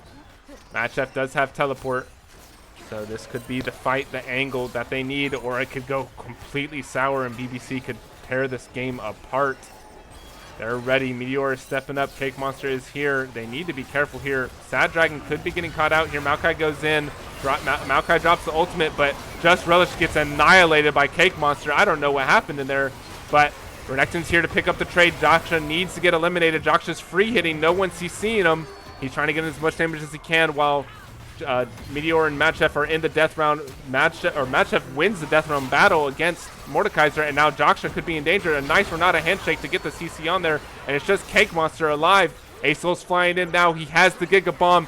He has the potential to 1v4. Can he do it, though? Here it comes. It gets dropped. Tygoon gets CC'd, but he doesn't die. And Noah Bro's looking for some kills. He gets the Q's on her, but Next Winter's going forward. He gets the W. He gets the knockup, and Mad Chef's here to follow up. I think Noah's in trouble, and that's going to be a kill and the delayed ace going over to FFZ. And that was with very nice. That was with Just Relish getting annihilated instantly in the beginning of that fight. FFZ was still able to turn that around.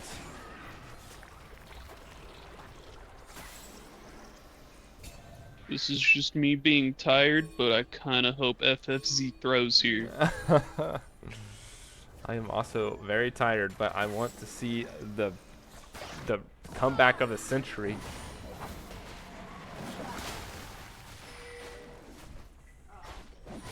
Baron is going to be started up once again by FFZ. And here we go. Sad Dragon Man knows they're here, but they might be a little too late. The burn damage here by Just Relish is huge. Ash ulti comes out. It does connect onto Tygoon, but it's just too late. Baron has been picked up by FFZ, and Tygoon's just going to push him away with his fear. Next Winter could be in a little bit of trouble. Maokai ulti goes out. The Sejuani looks for a huge, but a takeover goes huge. It gets the Sejuani killed, and Mordekaiser ulted the Vex, and Tyler's just trying to survive in the Death Realm. And it looks like he should be able to. Tygoon is still alive, but he gets sniped just at the last second. But a 3 for 2, or 3 for 1 in favor of FFZ, and Baron picked up. Very nice, guys. I'd imagine they can just end the game with the Baron. You would hope so. You would hope so.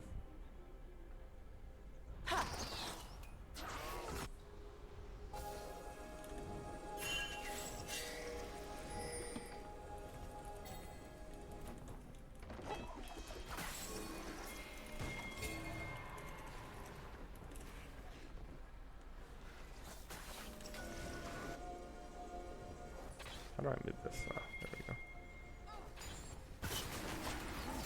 go. All right. Dragon is going to be picked up here by FFZ, so that's going to be their second dragon. They're nowhere near getting to that soul. I don't expect this game to go past 35 minutes. So I don't expect the soul to be happening here. Who knows? Could be a big comeback. They do have an ASOL on their team after all. Yeah, they do have the scaling potential. ASOL level 15, a level up on Tygoon, but only because of the Rod of Ages, to be honest. Oh, you went the Rod of Ages build? Silly guy, that's not the build these days. I mean, if you're trying to scale, that's the way to go. Yeah, but if you're trying to actually do damage in the late game, you need to have Leandries.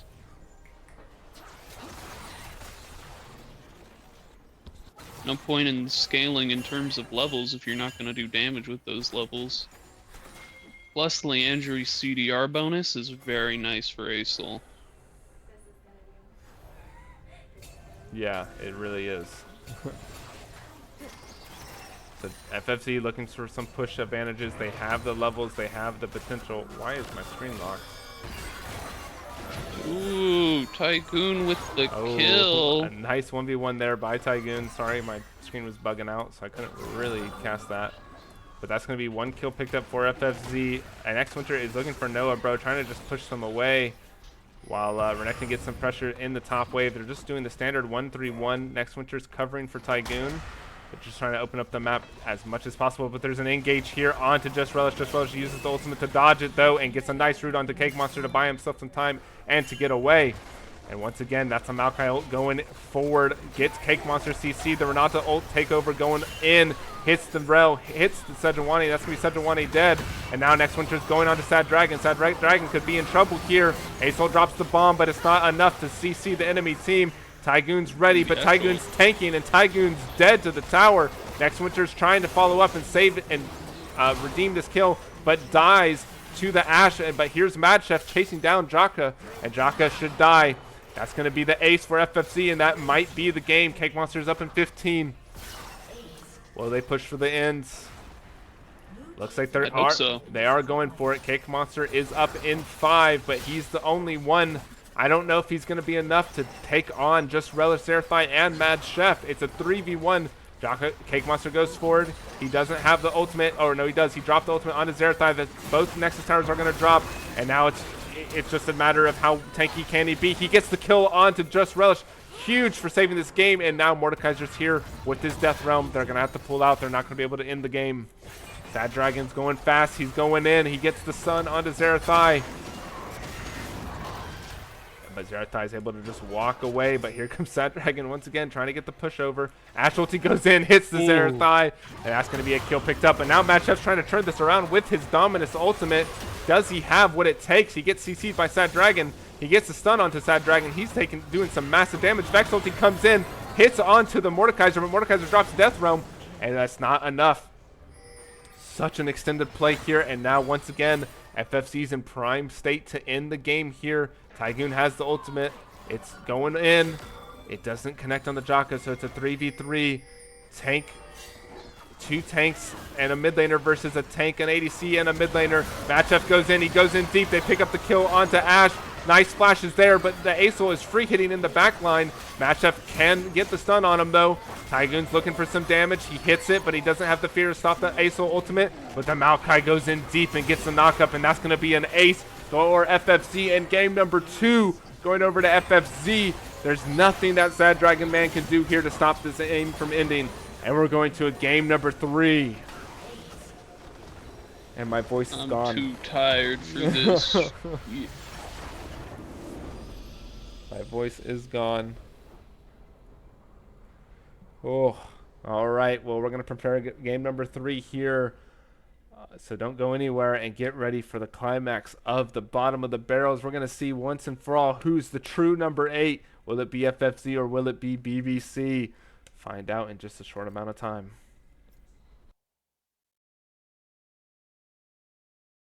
Last hour. We still got few more days to slay.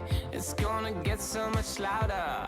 Now we're here to take control over your body and over your soul. We're gonna take back everything and lose it all. Lose it all. Lose it all. Feel it in your arms. Feel it in your legs. Feel it on your fingertips and feel it in your head. Just let your body go. Just let your body go. Just let your body go and move to the rhythm.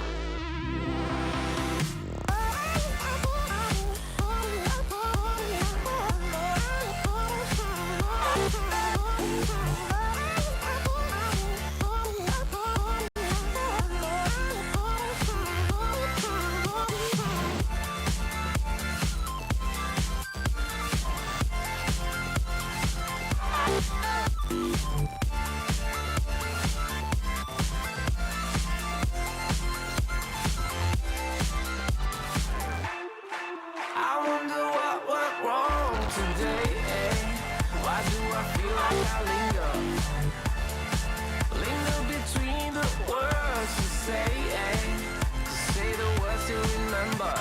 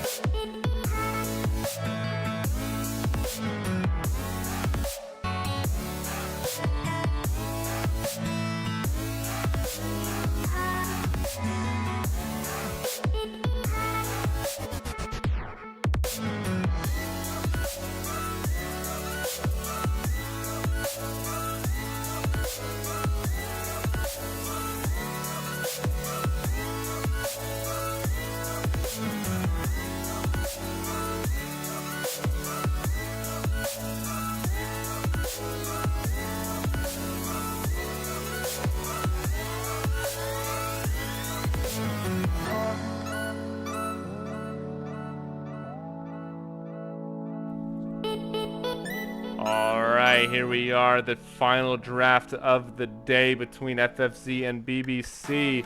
Game number 3 is ready to roll.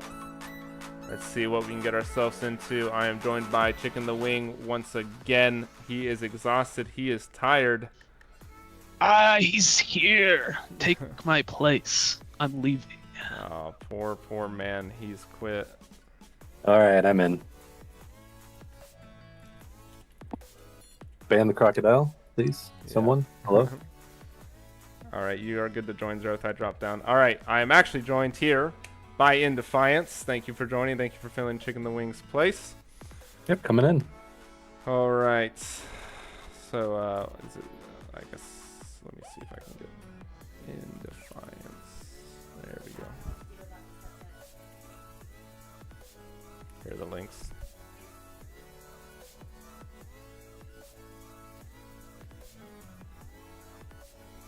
Alright, so we do have FFC on the blue side and BBC on the red side. In Defiance, have you been watching these games? Yeah, pretty much on and off. They've seemed to be more or less bangers that definitely go to the late game, one way or another. Yeah, they are quite the blood show. Let's just say that. I think both games have averaged almost, if not 2 kills per minute. So it is a lot to take in, a lot to handle. Yeah, I think you have to ban the crocodile for BBC for sure, right? Because that was on FFZ last game. MC Chef or Mad Chef YC, whatever. Yeah, he was. Yeah, I think he just had so much pressure that game that unless you have like a pick that you're comfortable playing against it, that like I'd be cautious. But then again, you can always pick something like a tank, throw a Malphite, Warren, something else to like counter it. But Yeah. I would definitely be hesitant because it felt like game 2 was just off of the back of Renekton. No, it wasn't. But the Renekton was a big part in that. I'm honestly surprised that he performed so well there. The Mordekaiser is a pretty interesting pick into Renekton, I would say. I'm not really sure what was going through BBC's head when they locked that in. I personally don't really like that because like I think that at least beforehand Mordekaiser had time periods where he can get like an advantage, but then they also have the shield break on Renekton, which I feel just does really, really well in the Mordekaiser. Yeah. So depending on like the champion's relative strengths, I feel like if Renekton gets ahead, then Renekton can absolutely just run the matchup. 100%. But that Renekton ban did come in for BBC, so they are going to respect that. And this time FFC is going to take Sejuani off the table. They're kind of sick and tired of seeing it, I guess, along with the Nautilus that they saw in game number 1. Nice respect bans coming out of FFC and BBC. I like all of these bans because like the thing is these games have gone to the late game. They're going to like the 3-4 item power spikes. So like you want to get rid of the champions that the other team will perform on, such as like Orianna, Sejuani, like even the Nautilus late game, which is being able to press on your AD carry, and then you got the Vayne and the Xayah on the other side. And then like Renekton is usually one you don't hear about in the late game, but I've noticed, especially with his current status, he does still have a lot of relevance mid to late. 100%. I think a lot of those champions that are typically, quote unquote, not the late game champions or only early game power spikes like the Pantheon, they still have a lot of power and threat in those late games. Like like a Pantheon or Renekton late game, they're not going to carry the fight. But if they get on top of your AD carry, that AD carry ceases to exist, and that's all they're doing at that point in the game. I do think pretty often a lot of those top laners can actually now carry the fights because of just how ubiquitous like CDR is in the game. Like cooldown reduction is so all over the place that like before, Renektons couldn't really do anything in fights because they would E in, then they would, like blow their combo once and then try to like leave or just ambiently be in the fight. But with like the way CDR is nowadays, then you pretty much have to sorry. It's like they're able to sit there and go through their rotations in the like multiple times through a fight, and it makes it really strong. And very interesting to see a blitz pick down here. Quite a pick indeed. Sad Dragon is looking to catapult his AD carry into a lead here. Pairing that with the Ashe, pretty decent. Lots of slows coming in, makes hitting those hooks even easier. FFC opted to take the Kai'Sa first pick here. A very safe pick in general. Can kind of neutralize a lot of lanes here, but with the threat of a Blitzcrank, it can get a little bit dangerous there. Yeah, the problem is though is that you picked it on first rotation because like the thing is like what's the problem about picking the Blitzcrank in like the next one? Like I think somebody else on BBC should have made the sacrifice of just going and clicking a pick right then. Yeah, because like in my opinion, when you're in red side, you definitely want the Blitzcrank to, in my opinion, probably be like a 3 pick because then you already have like the majority of FFC picked. They would have been like 3 picks on the table. But like for example, I don't know if the support for FFC would have been Leona if Blitzcrank wasn't locked in. Yeah, 100%. There's a good chance it wouldn't have. Blitzcrank, if he pulls that Leona in, it can get a little bit dangerous for his AD carry if Leona can get that Zenith Blade on top of the Ashe with the Kai'Sa follow-up, just with the amount of Kai'Sa stacks that are going to be put onto any champion that Leona decides to go into. They are going to have the Rumble. Do you think that's going to be a Rumble top, mid, or jungle? Like Tygoon being a top lane player, it's in his arsenal. But where do you want to see that Rumble? That's why I think it's a flex pick. It's just you might as well pick it anywhere because I think that's one of those things, right, where like even though red side has counterpick for both their solo lanes, even if they technically counterpick what they think is supposed to be the top laner, because Tygoon is normally a top laner, they can like change those champions around. Just because the mid lane matchup will be a little bit more awkward doesn't mean that it can't be like neutral while putting a neutral on like maybe both sides or like positive somewhere else. So it's like giving a pseudo counterpick to yourself in the sense that you can still like pick your matchups. So it could honestly go anywhere. And I can foresee them trying to choose which lane that it wants to go. I think less likely jungle. It's just because I think Rumble jungle is probably actually pretty good, but it's just hard to say because I haven't seen these junglers play it so far. I don't know if it's in his match history or not. Yeah. But like mostly if a jungler plays it, like you'll notice they have played it in their match history, and then if they haven't, then you probably just won't see them pull out a Rumble. I'd expect them to see randomly more pull out a Morgana than I would see randomly pulling out a Rumble. Yeah, and finally, for once, FFC did take away the Asol, giving them quite a problem in game number 1. Not as huge of a problem in game number 2, but there were some pretty big Asol ultimates that happened in game number 2 that almost flipped the game script. So great ban there, and they're gonna get rid of that Camille. Camille, one of those champions that's just very annoying to play against in general, has lots of damage, and it's a great tank shredder. Also, BBC picked up Vi on the back end of their draft before they started phase 2 bans. Kind of I like the pick. It's very hard for Kai'Sa to avoid the Vi, and if Vi has some follow-up from her team, then it can get a little bit dangerous for FFZ, just because Vi is so efficient at killing the enemy AD carries.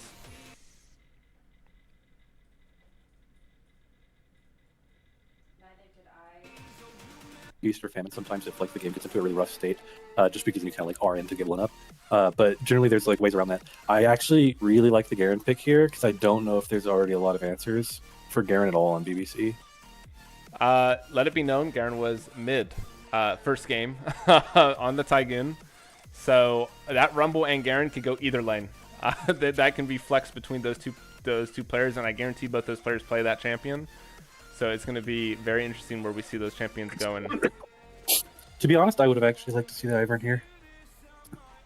But I think I would personally like to see the Ivern because you already kind of have people who can frontline, and then you already have like because you'll already have Rumble, Garen, Leona all in the front line, and then like Ivern could just sit there and be the enchanter peel roll, and I think that would just take away options from BBC. But we're gonna see them lock in Lee Sin. Lee Sin is interesting because it gives a lot more dimensions to FFZ early, but when it comes to late game, we'll have to see how they can pilot it. Yeah, it's going to be big on what that Lee Sin can get for his team with his ultimates, how he can break apart these fights, because if BBC does get a pick with that Blitzcrank, it's going to be very crucial on who that pick is on. And if he takes out a key member on FFC, it's going to be really down to the playmakers of FFC to try to turn that around. Mm-hmm. And see, this is where I think it could be interesting, because, for example, I do think that normally it was probably going to be a Rumble top and a Garen mid, but, they lock in Darius here. So, like, do you want to play Rumble into Darius? So then you can just bring that Garen top lane if you want to, and then just have the Rumble go mid. And then that way it creates... I think it's going to be a Rumble top, personally speaking. We'll see here pretty soon, but I'm pretty sure Garen struggles a lot more into Darius than a Rumble would. Is he? I have no idea about the Darius Garen matchup. Like, I was just thinking about it, that I've seen Darius's lately in a bunch of games, but I've never seen a Darius versus Garen matchup lately. And, like, I don't know where it is in its current state, especially with Fallbreaker. It used to be a very heavily Darius favored, but when Garen got his, like, ultimate, like, buffed or reworked or something to where it did true damage instead of magic damage, it kind of became more of a skill matchup. But I think Rumble has a lot of safety with his harpoon gun, especially with his enhanced or with his buffed up overheat mechanic. Means he's allowed to like spew out a lot more spells before he gets overheated, and I think Darius might struggle to get an engage onto the Rumble unless he has all of his summoner spells. So maybe early game it can be a little rough for Rumble, but once Rumble starts getting those items and Darius has blown those sums to try to get some early trades, I think it's a little bit dangerous for the Darius. But it looks like it is going to be the Garen top. So we won't get to see the Rumble matchup, but we will get to see the Garen versus Darius matchup.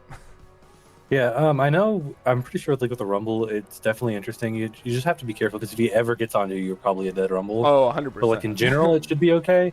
I think that's one of those games that if you actually go like phase rush instead, then I think Darius' job becomes a lot harder because even if he E's you and then like W's you just phase rush away. Yeah. So personally, I do like that adaptation. But I'm not too surprised to see this. I thought this is what they might do because I feel like Garen has the potential to wall Darius. I feel like it's Darius favored, but I think like you said, it's a skill matchup. Yeah, 100%. And especially with the Garen ult doing that true damage now instead of the old Garen ult of magic damage, it's gotten a lot better for the Garen. He's just going to have to be careful though because Darius is going to win pre-6, obviously. So Garen's best chance is try to stay as healthy as possible and wait for that level 6 and just see who can ult who faster, basically. I will wait for you to be better. So whose draft do you like more right now? Ooh, it is tough. It is tough. I think FFC's draft is a little bit more conventional. The Blitzcrank kind of throws things into a wrench, but there's just so many bad targets for Blitzcrank to hook here.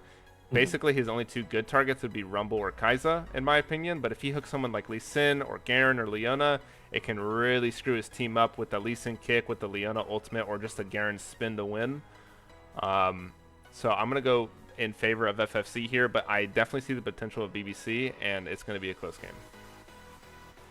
Yeah, I'm pretty much leaning your way because like that's the thing about picking the Blitzcrank on like R1 is the fact that like at this point I would have liked to see like an All-Star probably or something similar, just to kind of round out the comp. But I mean, you never know because like you can also just win games off of miracle hooks, and if these games are going to the late game, if you get Kai'Sa, you get like Lee Sin, you get Rumble once, you can just win the whole game off of that. 100%. There's a lot of potential on both sides of these teams, but we're going to load into the Rift, and we're going to send it off to a break while we prepare. So don't go anywhere. We will be back with you guys in about 3 minutes. Oh, and also, pause at 10 seconds. Sorry.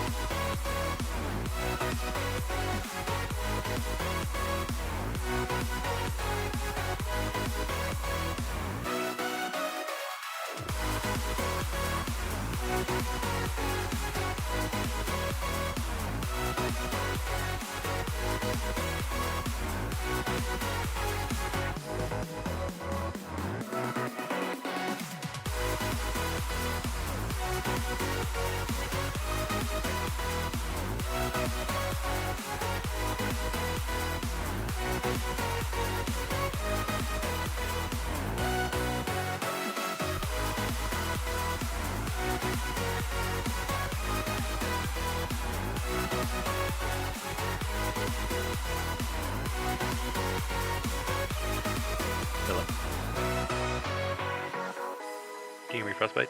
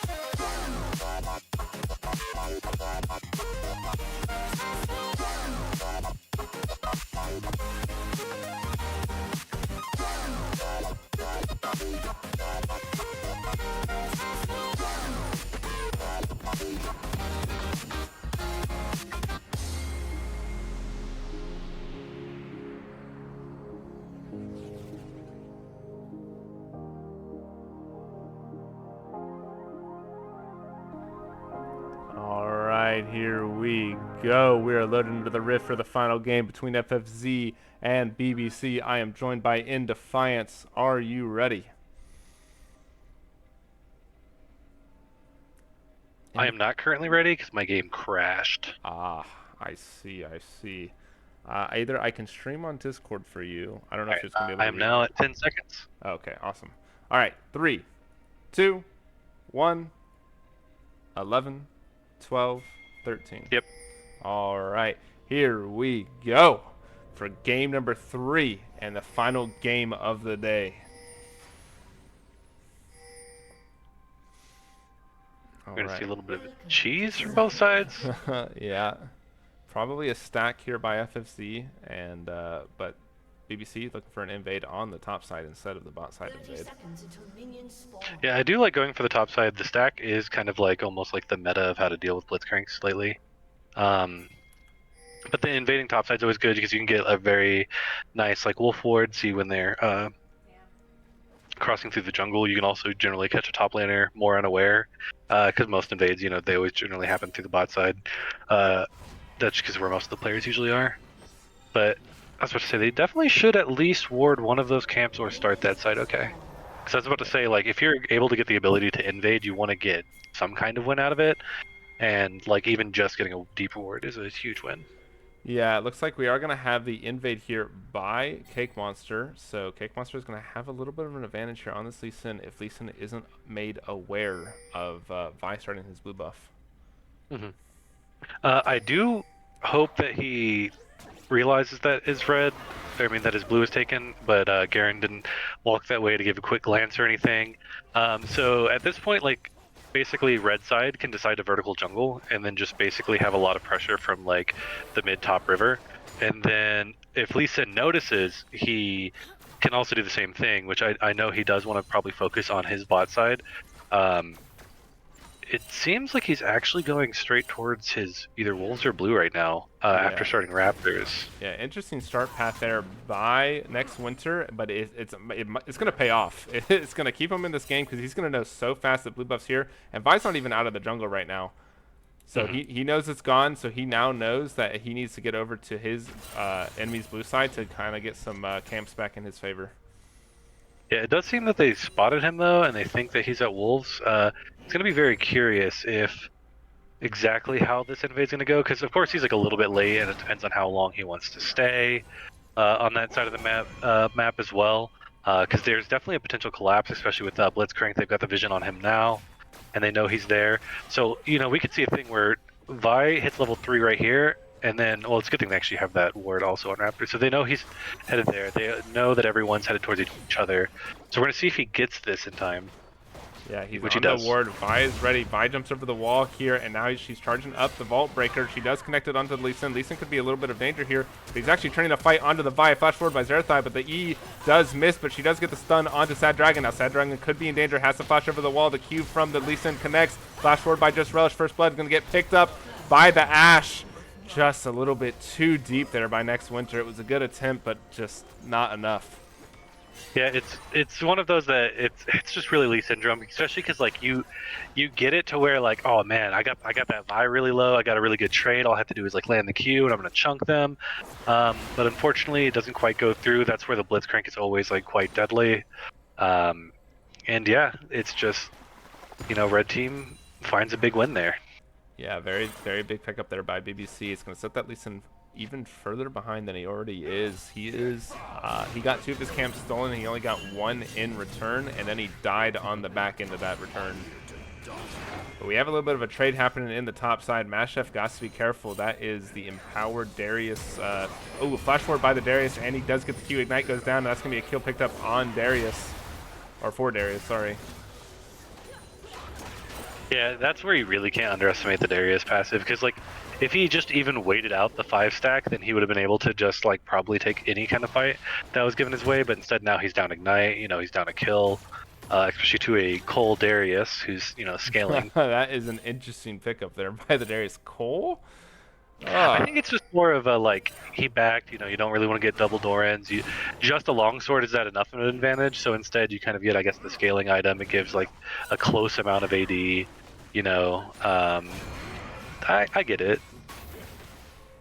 Yeah, fair enough, fair enough. It does delay his build just a little bit, but once he does get that completed, it will kind of boost his build by about half a kill. I think he gets about 180 gold on completion of that item. So in the long run, it will pay off. It's just going to take a little bit longer for him to hit those power spikes until he does hit that 100 CS mark. Honestly, when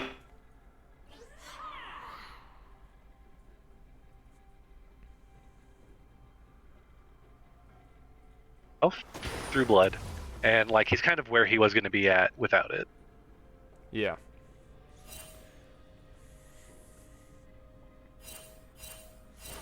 All right, we got some pings coming down. I don't think they really mean anything though. It's just from Noah Bro.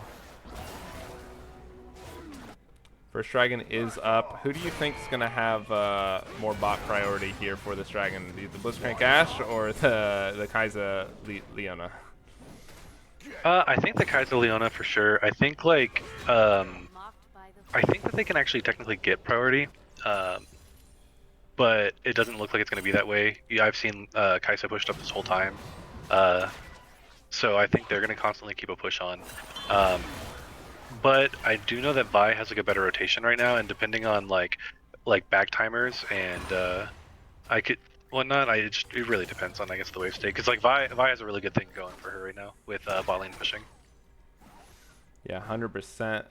Blitzcrank and Ash did get the priority in the wave state because they had a little bit of a freeze at their tower, and then they reversed that into a slow push.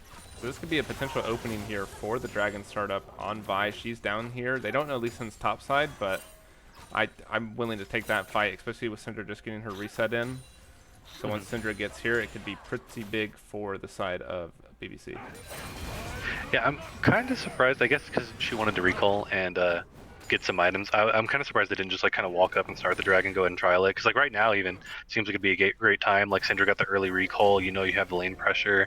Like I'm kind of surprised they don't just walk up. They're looking for a lane gank, it seems, but I'm surprised you just don't take what almost would be a free dragon. Yeah, Next Winter is on the top side while this potential gank on the bot side could be happening. Darius gets silenced and the Ignite gets dropped. Easton's here to try to get the redemption. That's going to be the Garen ulti getting huge pickup kill there for Mad Chef. But we do have a fight in the bot side. Zarathai is in trouble. He does get hooked and he does get killed there by the Ashe. And now Just Relish is going to have to sit here under tower. He needs to be careful because if this buy hits 6, it could be a potential gank. Yeah, I think so far, because they knew their top laner just died, they're all going for dragon instead of like a risky play of diving. So the dragon still ends up being free their way. Mid lane's just going to probably continue to trade, keep pushing in minion waves. But yeah, Zarathai, or I mean BBC getting the plate, getting the 2 kills on Ashe is going to be pretty good for this game. Yeah, and all FFC got in return was a Garen kill in the top side, which honestly just evens out the lane. It doesn't really give them an advantage. A nice hook over the wall by Sad Dragon Man onto Zarathai, forcing Zarathai's flash. That's going to be the first dragon picked up there by BBC.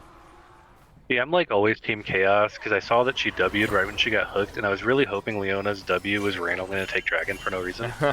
Oh. We do have a fight here by Zarathai. Just Zarathai goes on to Cake Monster with the Just Relish ulti coming in hot to follow up the kill, and Gotcha could be in trouble here. Zarathai doesn't hit the Zenith Blade onto Gotcha though, so now it's just Sad Dragon Man getting chased down, but it looks like they're just going to give up on that kill.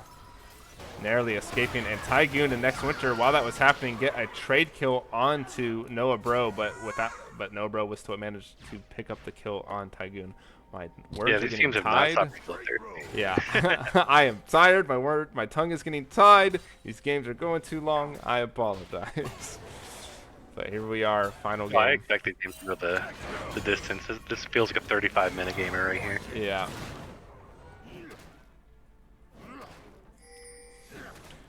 Mad Chef now does have the level advantage over the Garen. Oh, not anymore. I lied. He does have a slight XP lead, but nothing. I would like to hold him. I would like to see FFC just go for Herald right now. I think that they're in a really good spot to try to go pick up the Herald, especially because there's a huge wave that was just crashing into bot lane. I feel like they could have just kind of like rotated to Herald and then just went back to their respective lanes. But we're gonna see a full clear coming out of Lee Sin, full clear Vi. They're both gonna probably look at Herald, I'm assuming, once they get their topside buff. and then we're probably going to see either some kind of skirmish or like ward battle to see to probably like test around for it, because we don't see either of the supports roaming to try to take the Herald either. Yeah, it's just going to be the standard jungle v jungle, trying to get some priority over there. Maybe have a mid laner move for them. But it doesn't seem like for either of these teams, the objective game is quite high on their priority list. They're just more about the kills, more about the action. Yeah, and that's like just sometimes also what game threes naturally turn into is it's got a bunch of people trying to eke out like their advantages and then like angles in which they can get some people ahead. We're gonna see them potentially try to go in here in the bot lane. She's gonna go in. Yeah, Zarathai gets some nice Zenith Blade onto Gotcha. Now Gotcha's going to get chased down, but Zarathai's brought super low. Zarathai's also 2 levels down the entire time. Sad Dragon Man has to be careful here, but next Winter is not going to be able to connect the Q. Gets the dash away, but the hook on Just Relish from the flash forward from that Sad Dragon gets the pickup kill. Now Gotcha has a chance to chase. Rumble is here. Rumble has his ulti. He drops his ultimate onto Sad Dragon, and that's a double kill getting picked up by Tygoon. You love to see it.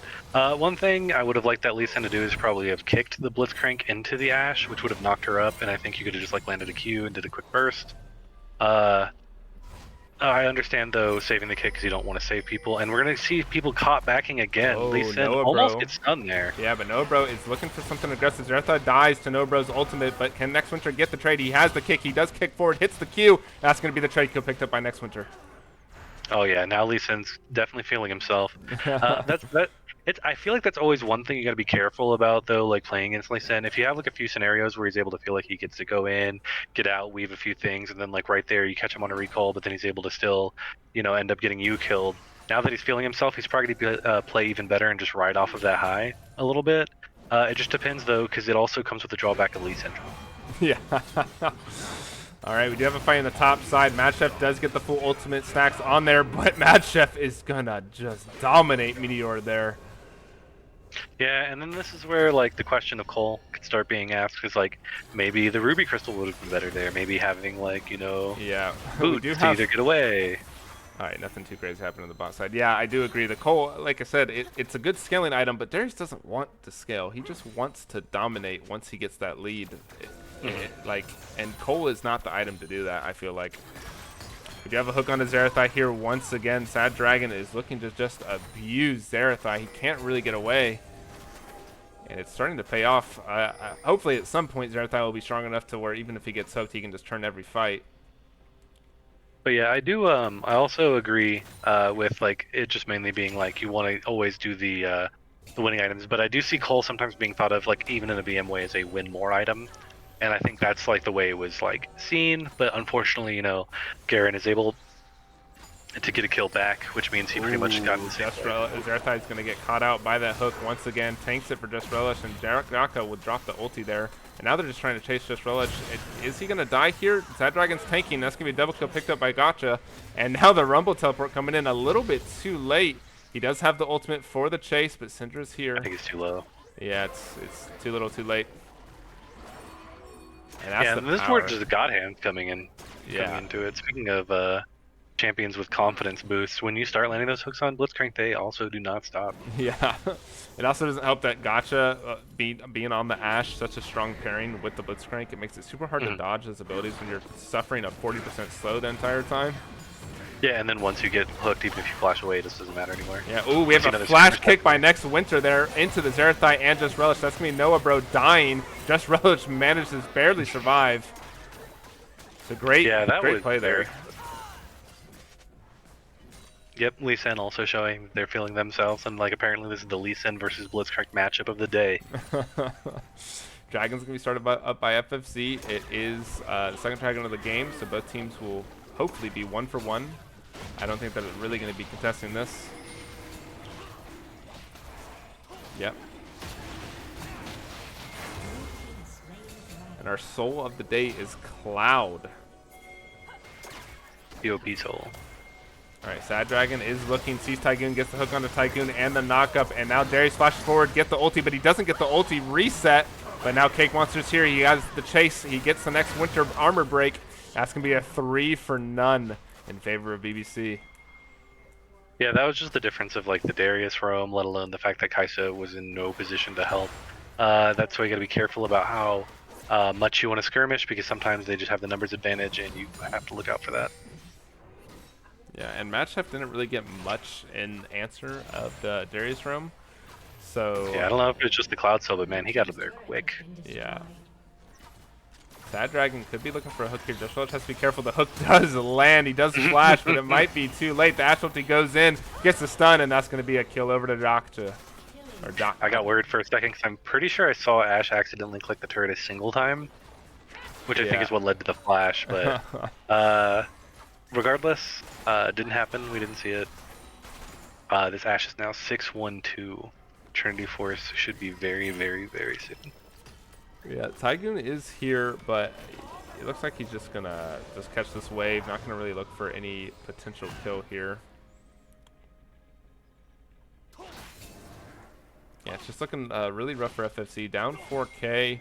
Not a lot of angles to look for. What do you want to see out of them to try to turn this around? I'd say constantly looking for picks, making sure to take away Red's vision, especially in like the bot side. I'd like to see a bit more like lane ganks, a bit more like cheesiness in that aspect, because everyone does kind of like reset the lane. Oh, sorry to cut you off here, but we have this a fight in the top side. Looks like nothing crazy is going to continue on. All right, sorry, continue. It's basically just I definitely would like to see more vision control, more a few picks. Like this could be a good skirmish now that they have 3 people with them. Yeah, nice hook on the next Winter, but next Winter gets silenced, but he does kick the way of the Darius before he does get silenced. The next Winter's going to survive. A kill picked up by Mad Chef's ultimate, and now Noah Bro is here. He throws the EQ out, but does not connect. It's going to be a 1-0. That's pretty crazy. Exactly pretty what crazy that next Winter was able to make it out of there. Yeah, exactly what you're talking about, though. They're looking for the picks. They have the number advantage, and they're starting to pull back some of that gold lead. Yeah, because I think at this point you just have to be careful. Oh my god, here comes the Garaning. Gotcha's got caught out a little bit here. Zarathai's here, gets the stun. Nice kill shutdown picked up by next Winter, and now Sad Dragon could be in danger as a 4v1 up here. Can just Relish hit the W. Next Winter goes forward with the ward hop. And connects the Q. He's going in, but the Blitzcrank gets a knock up and the pull. Oh, he doesn't have mana. He doesn't have mana.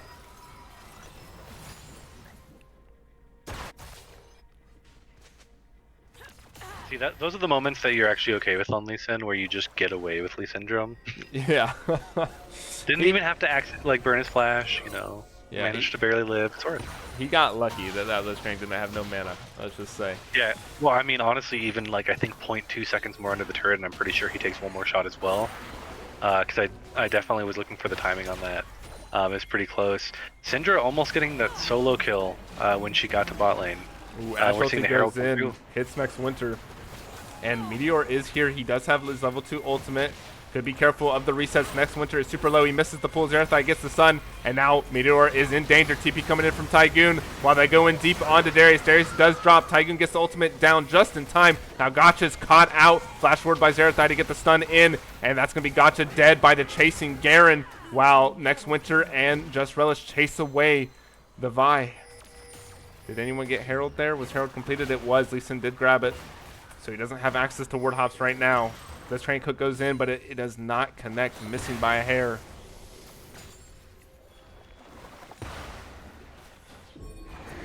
And still like 12 to 13, 18 minutes in, yeah, just a 2K gold. It feels like a 40-minute game, by the way, like right now. I'm sure to you it feels like a 120-minute game. Yeah, it feels long. After all these bloodthirsty series, especially with you doing all this play-by-play, you know, these teams not giving you a break, it seems. Yeah, 100% not. I already told Ito I need a break for tomorrow, so I will not be here tomorrow. We do have Mad Chef going in onto Cake Monster, though. Does he have the ultimate? He does. He gets the shutdown onto the Vi, and now next Winter is in danger. Meteor gets the resets. He does get the ghost. Can he get the pull onto Tygoon to continue his onslaught? He doesn't have the max stacks resetter, though. Now Meteor could be in danger. He misses the pull, and Garen is looking, but Garen gets ulted by the Syndra and dies to the Garen. Or, sorry, to the Darius. Zarathai looking for a huge stun, and Tygoon with a huge Rumble ultimate to land on 3 of the members, and now Gotcha could be in danger. Just Relish is ready to continue the chase. Zarathai is trying to get the CC. Gotcha gets away, misses Just Relish's W, and Tygoon does complete the kill on the Blitzcrank. It's now a 2 for 2. Lee Sin and Vi are up. Dragon is alive. Gotcha is low. Let's see Yeah, what it's the like I teams can said. do. It's like I said, 12 to 13 wasn't enough kills in the game at the 18-minute mark, so they up it to 15 to 16 and 19. Yeah, we're almost at another game of 2 kills per minute. I think it was 2 kills per minute first game. I think it was 2 kills per minute the second game. We already know another fight's happening. Dragon is still up, so that was a complete skirmish without Dragon. So this is just round 2. You see, everyone's coming. Garen's not going to push that top lane. Darius is coming too. He's not going to sit there and try to push into that turret. This is another fight bound to happen. And I believe BBC should get the start on this, but I don't think that FFC is far behind. 100% not. Well, it looks like BBC's kind of given some priority over to FFC. They got into the river, so here we are. We're going to have another standard 5v5. Some key ultimates are down. Rumble ulti not up quite yet. Leona ulti almost off cooldown versus Ashhold also down. BBC.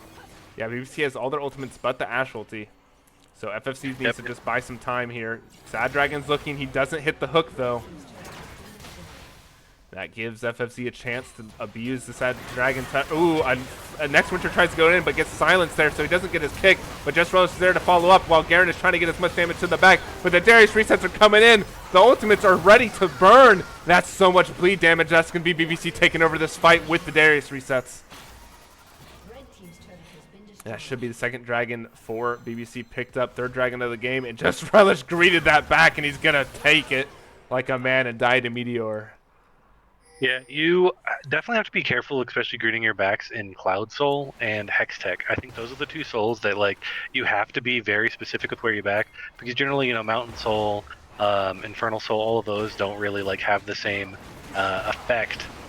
Sometimes I guess technically the Blast Cones with Chemtech can, but when it's Cloud or Hex Tech, just go to your turret, go all the way home. You lost a big team fight. Darius is just ghosted. Just got a double. He's running through Cloud, so you cannot wait around. You he's going to chase you. Yeah, he's Darius. It's Darius as well. It makes it so much worse. And I don't know if you were paying how close attention you were able to see that last fight, but the silence that Blitzcrank had with his ultimate, absolutely huge to stop that Next Winter engage that he was attempting with the Lee Sin. He had a lineup for a 4-man ulti with his ultimate, completely shut down there by the Blitzcrank. And then the other thing that's fun about that too is the fact that there are a few shields coming out, whether it was the Garen W, the Lee Sin W, Rumble Shield, Kaisa Ultimate, stuff like that. Depending on how much of that ulti hit anyone else too, he could have also taken out their shields. I wish it was but a way man, to check. Yeah, rewinding would be great, but then you'll either get a crash or Yeah. All right. Yeah, I'm not really sure on if I silenced anyone out because I was pretty zoomed. Yeah, Baron is on the board now for both teams. FFC is in position first. BBC has to wait for their mid laner to get here, so they're looking for some kind of fight. Rumble crucially not in range to be in this fight. He does have TP, but these fights are going by so fast. I feel like TPing is not the option to go.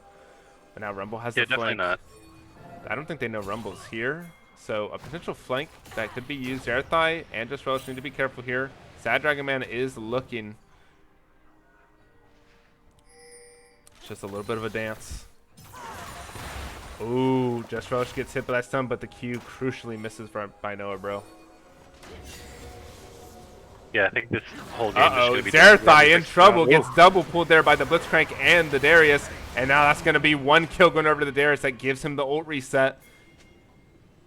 But he can't continue the chase. He did pop his ghost there. So now Darius' ultimate will be down in about 10 seconds. Same with the Ashhold. Maybe they can look. Tygoon is on the flank here. They don't there know. are some They key have the ultimates vision. down. Tygoon's going to drop the ulti on all 4 members. That's a lot of damage coming in. Cake Monster tries to turn it on to Tygoon, but it's not enough. Tygoon picks up 1, and now Noah Bro is in danger from Just Relish. Just Relish has the damage. Tygoon gets pulled and flashed on by the Darius. He's going to get chased down. That's going to be Darius picking up 1, and the Central ulti picking up another on the other side of the map. What looked so good for FFC just turned sour so fast. You know, I think it's because I normally don't see people picking Darius, like, you know, nowadays, especially in, like, the competitive setting or, like, scrims or whatnot. But Darius and Blitzcrank together is one hell of a hilarious combo. Yeah, the pool into the pool. Yeah, I just wanted It's every time, whether it's Blitz does it from farther range and he brings you further, or, like, Darius finds someone and then Blitz pulls him right after. And then you follow it up just with an Ashe in general. Like, just ulting gets slowed. It's just, like, it doesn't matter if you're a tank. yeah. If you're in there that deep and your team can't respond, it is just going to be over for your life. And sadly, Zarathai on Leona, not the tankiest member of all time, doesn't have the most amount of health. Like, she has a lot of stats, but Darius doesn't care about that. He only cares about your health. And as soon as you get into that execute range, you're done.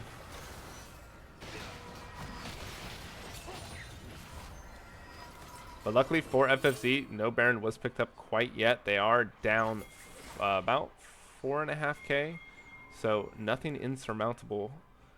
With some quick plays and some good decision making, they can definitely turn this around still. Yeah, it's just hard because I do think for the pace of these games and how they've been. Ooh, Just Relish is just gonna get there's another one by Noah, bro. You got to respect the Syndra. And now this could be dangerous for FFZ. The Rumble isn't here. The Rumble does have teleport, but I don't think Rumble's going to be able to save this fight. Maybe he can TP and dissuade the Baron. His ultimate is up, and once again, BBC goes into the pit. And now they're kind of dancing around. Syndra looking for some engages. Yeah, this is a fight that should theoretically be a little bit easier for them, but the problem is, like, the Rumble ult with the magic defense shred of Baron just makes it so Rumble is just hugely powerful here in these fights. Rumble TP'd in, but his team is nowhere in sight, but it did dissuade the Baron once again, so that's going to be TP burned there by FFZ, their only TP in the game.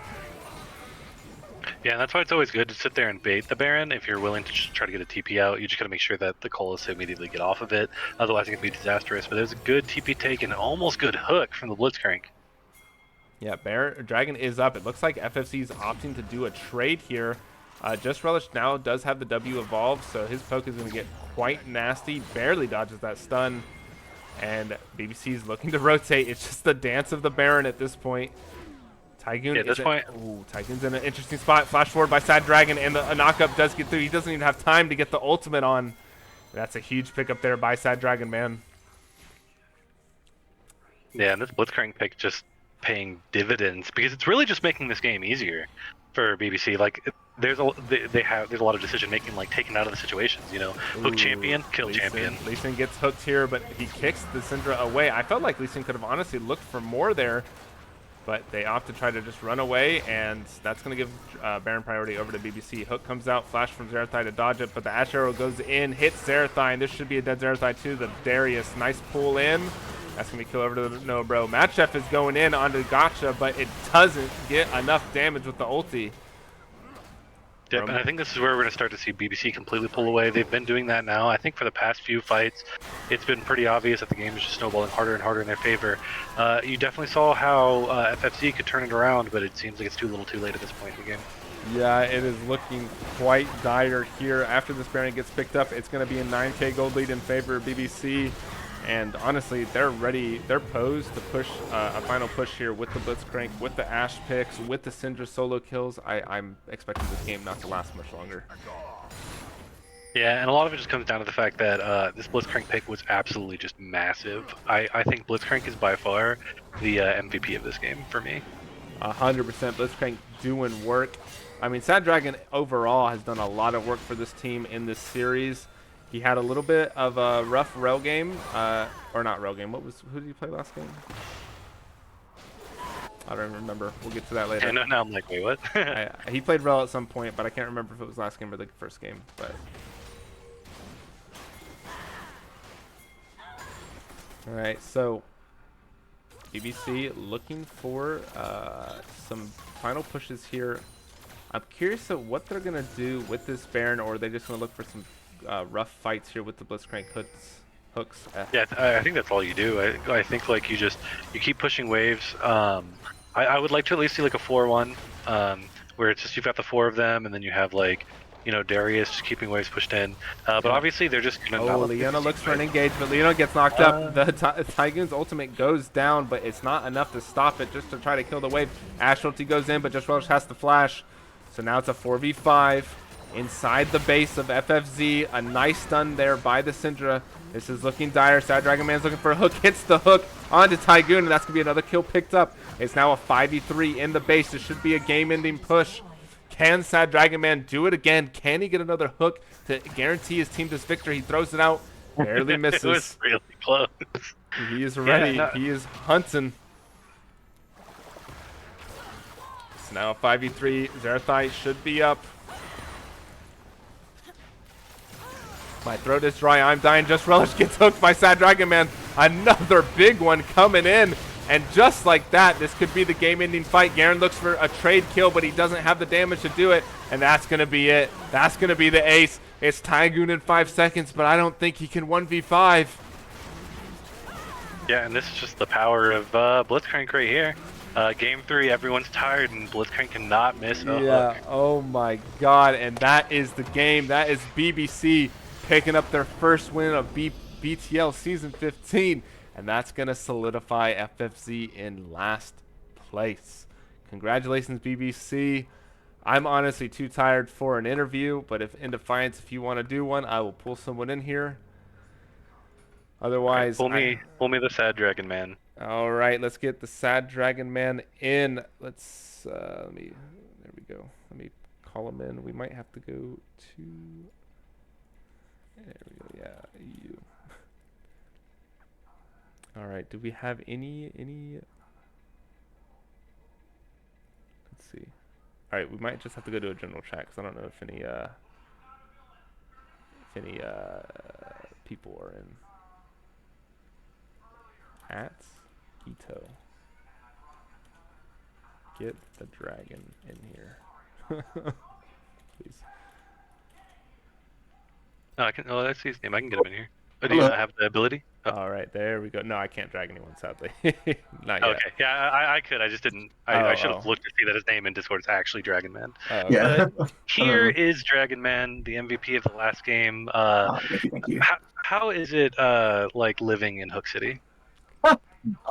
So I wasn't gonna lie. So that game, I kind of just threw out, hey, let's pick Blitz here, and my team was like, oh, okay, let's run it. Let him cook. I was thinking of going Tom Kench that game because Tom would have been also not bad because of their Rumble ult, but I landed a lot of hooks. But I have to give a lot of credit to our ADC, JHL. He's silver and he's playing really well these past 3 games. And he's been really like our comms these games were really on point. And the first game actually, whenever we were going on that Kai'Sa, I was screaming Kai'Sa, Kai'Sa, Kai'Sa, go on Kai'Sa. And so the comms these games were really on point. And I just want to give everyone a shout out on my team because they did really well.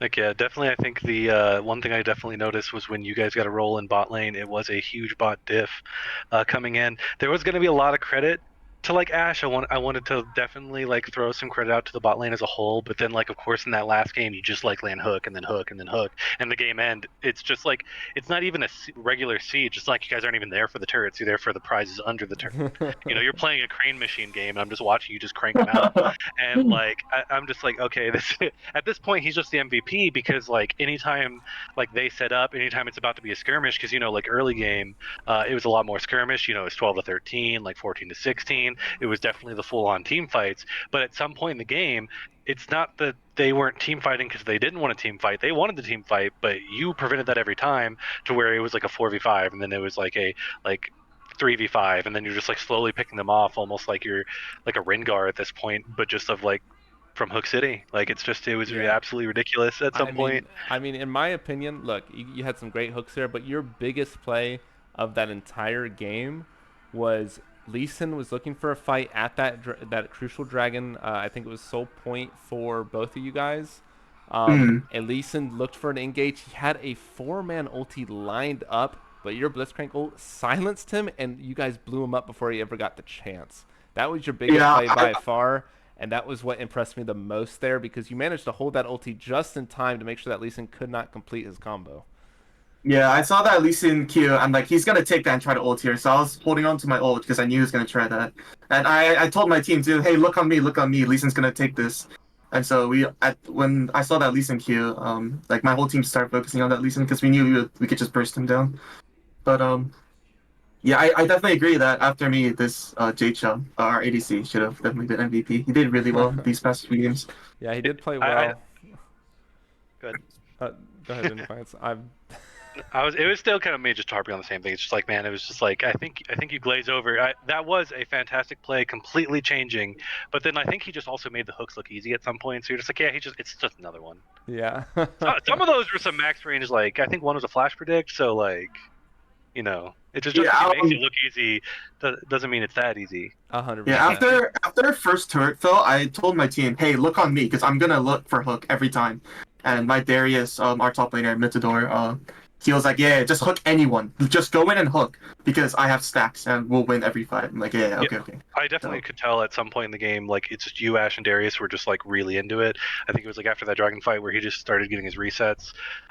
Even if he didn't completely get his R reset, I believe like 1 or 2 times. Like he was just getting multi kills, staying bloodlusted, so he was always ready to go. And then, especially for a silver ADC, apparently, Ash, I think her positioning was really good.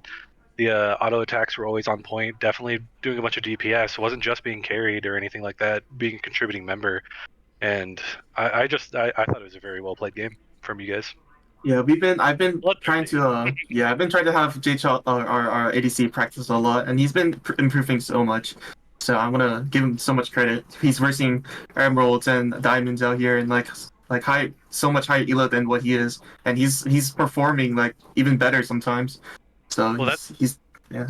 I think that's always my favorite thing about these point blank competitions and stuff like that is you can bring in players who are normally like lower elo, don't generally like get that much higher, but then like once they start playing in the environment, all of a sudden it's like the attitude of like solo queue goes out and then they like perform really well. They learn a lot.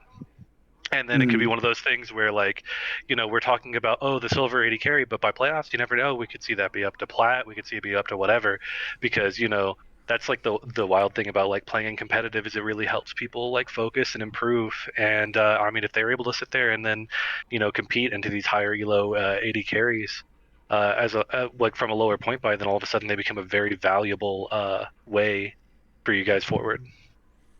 Yeah. He played he made a few mistakes, but he realized those mistakes right away and he improved on it. So he's really good. Yeah.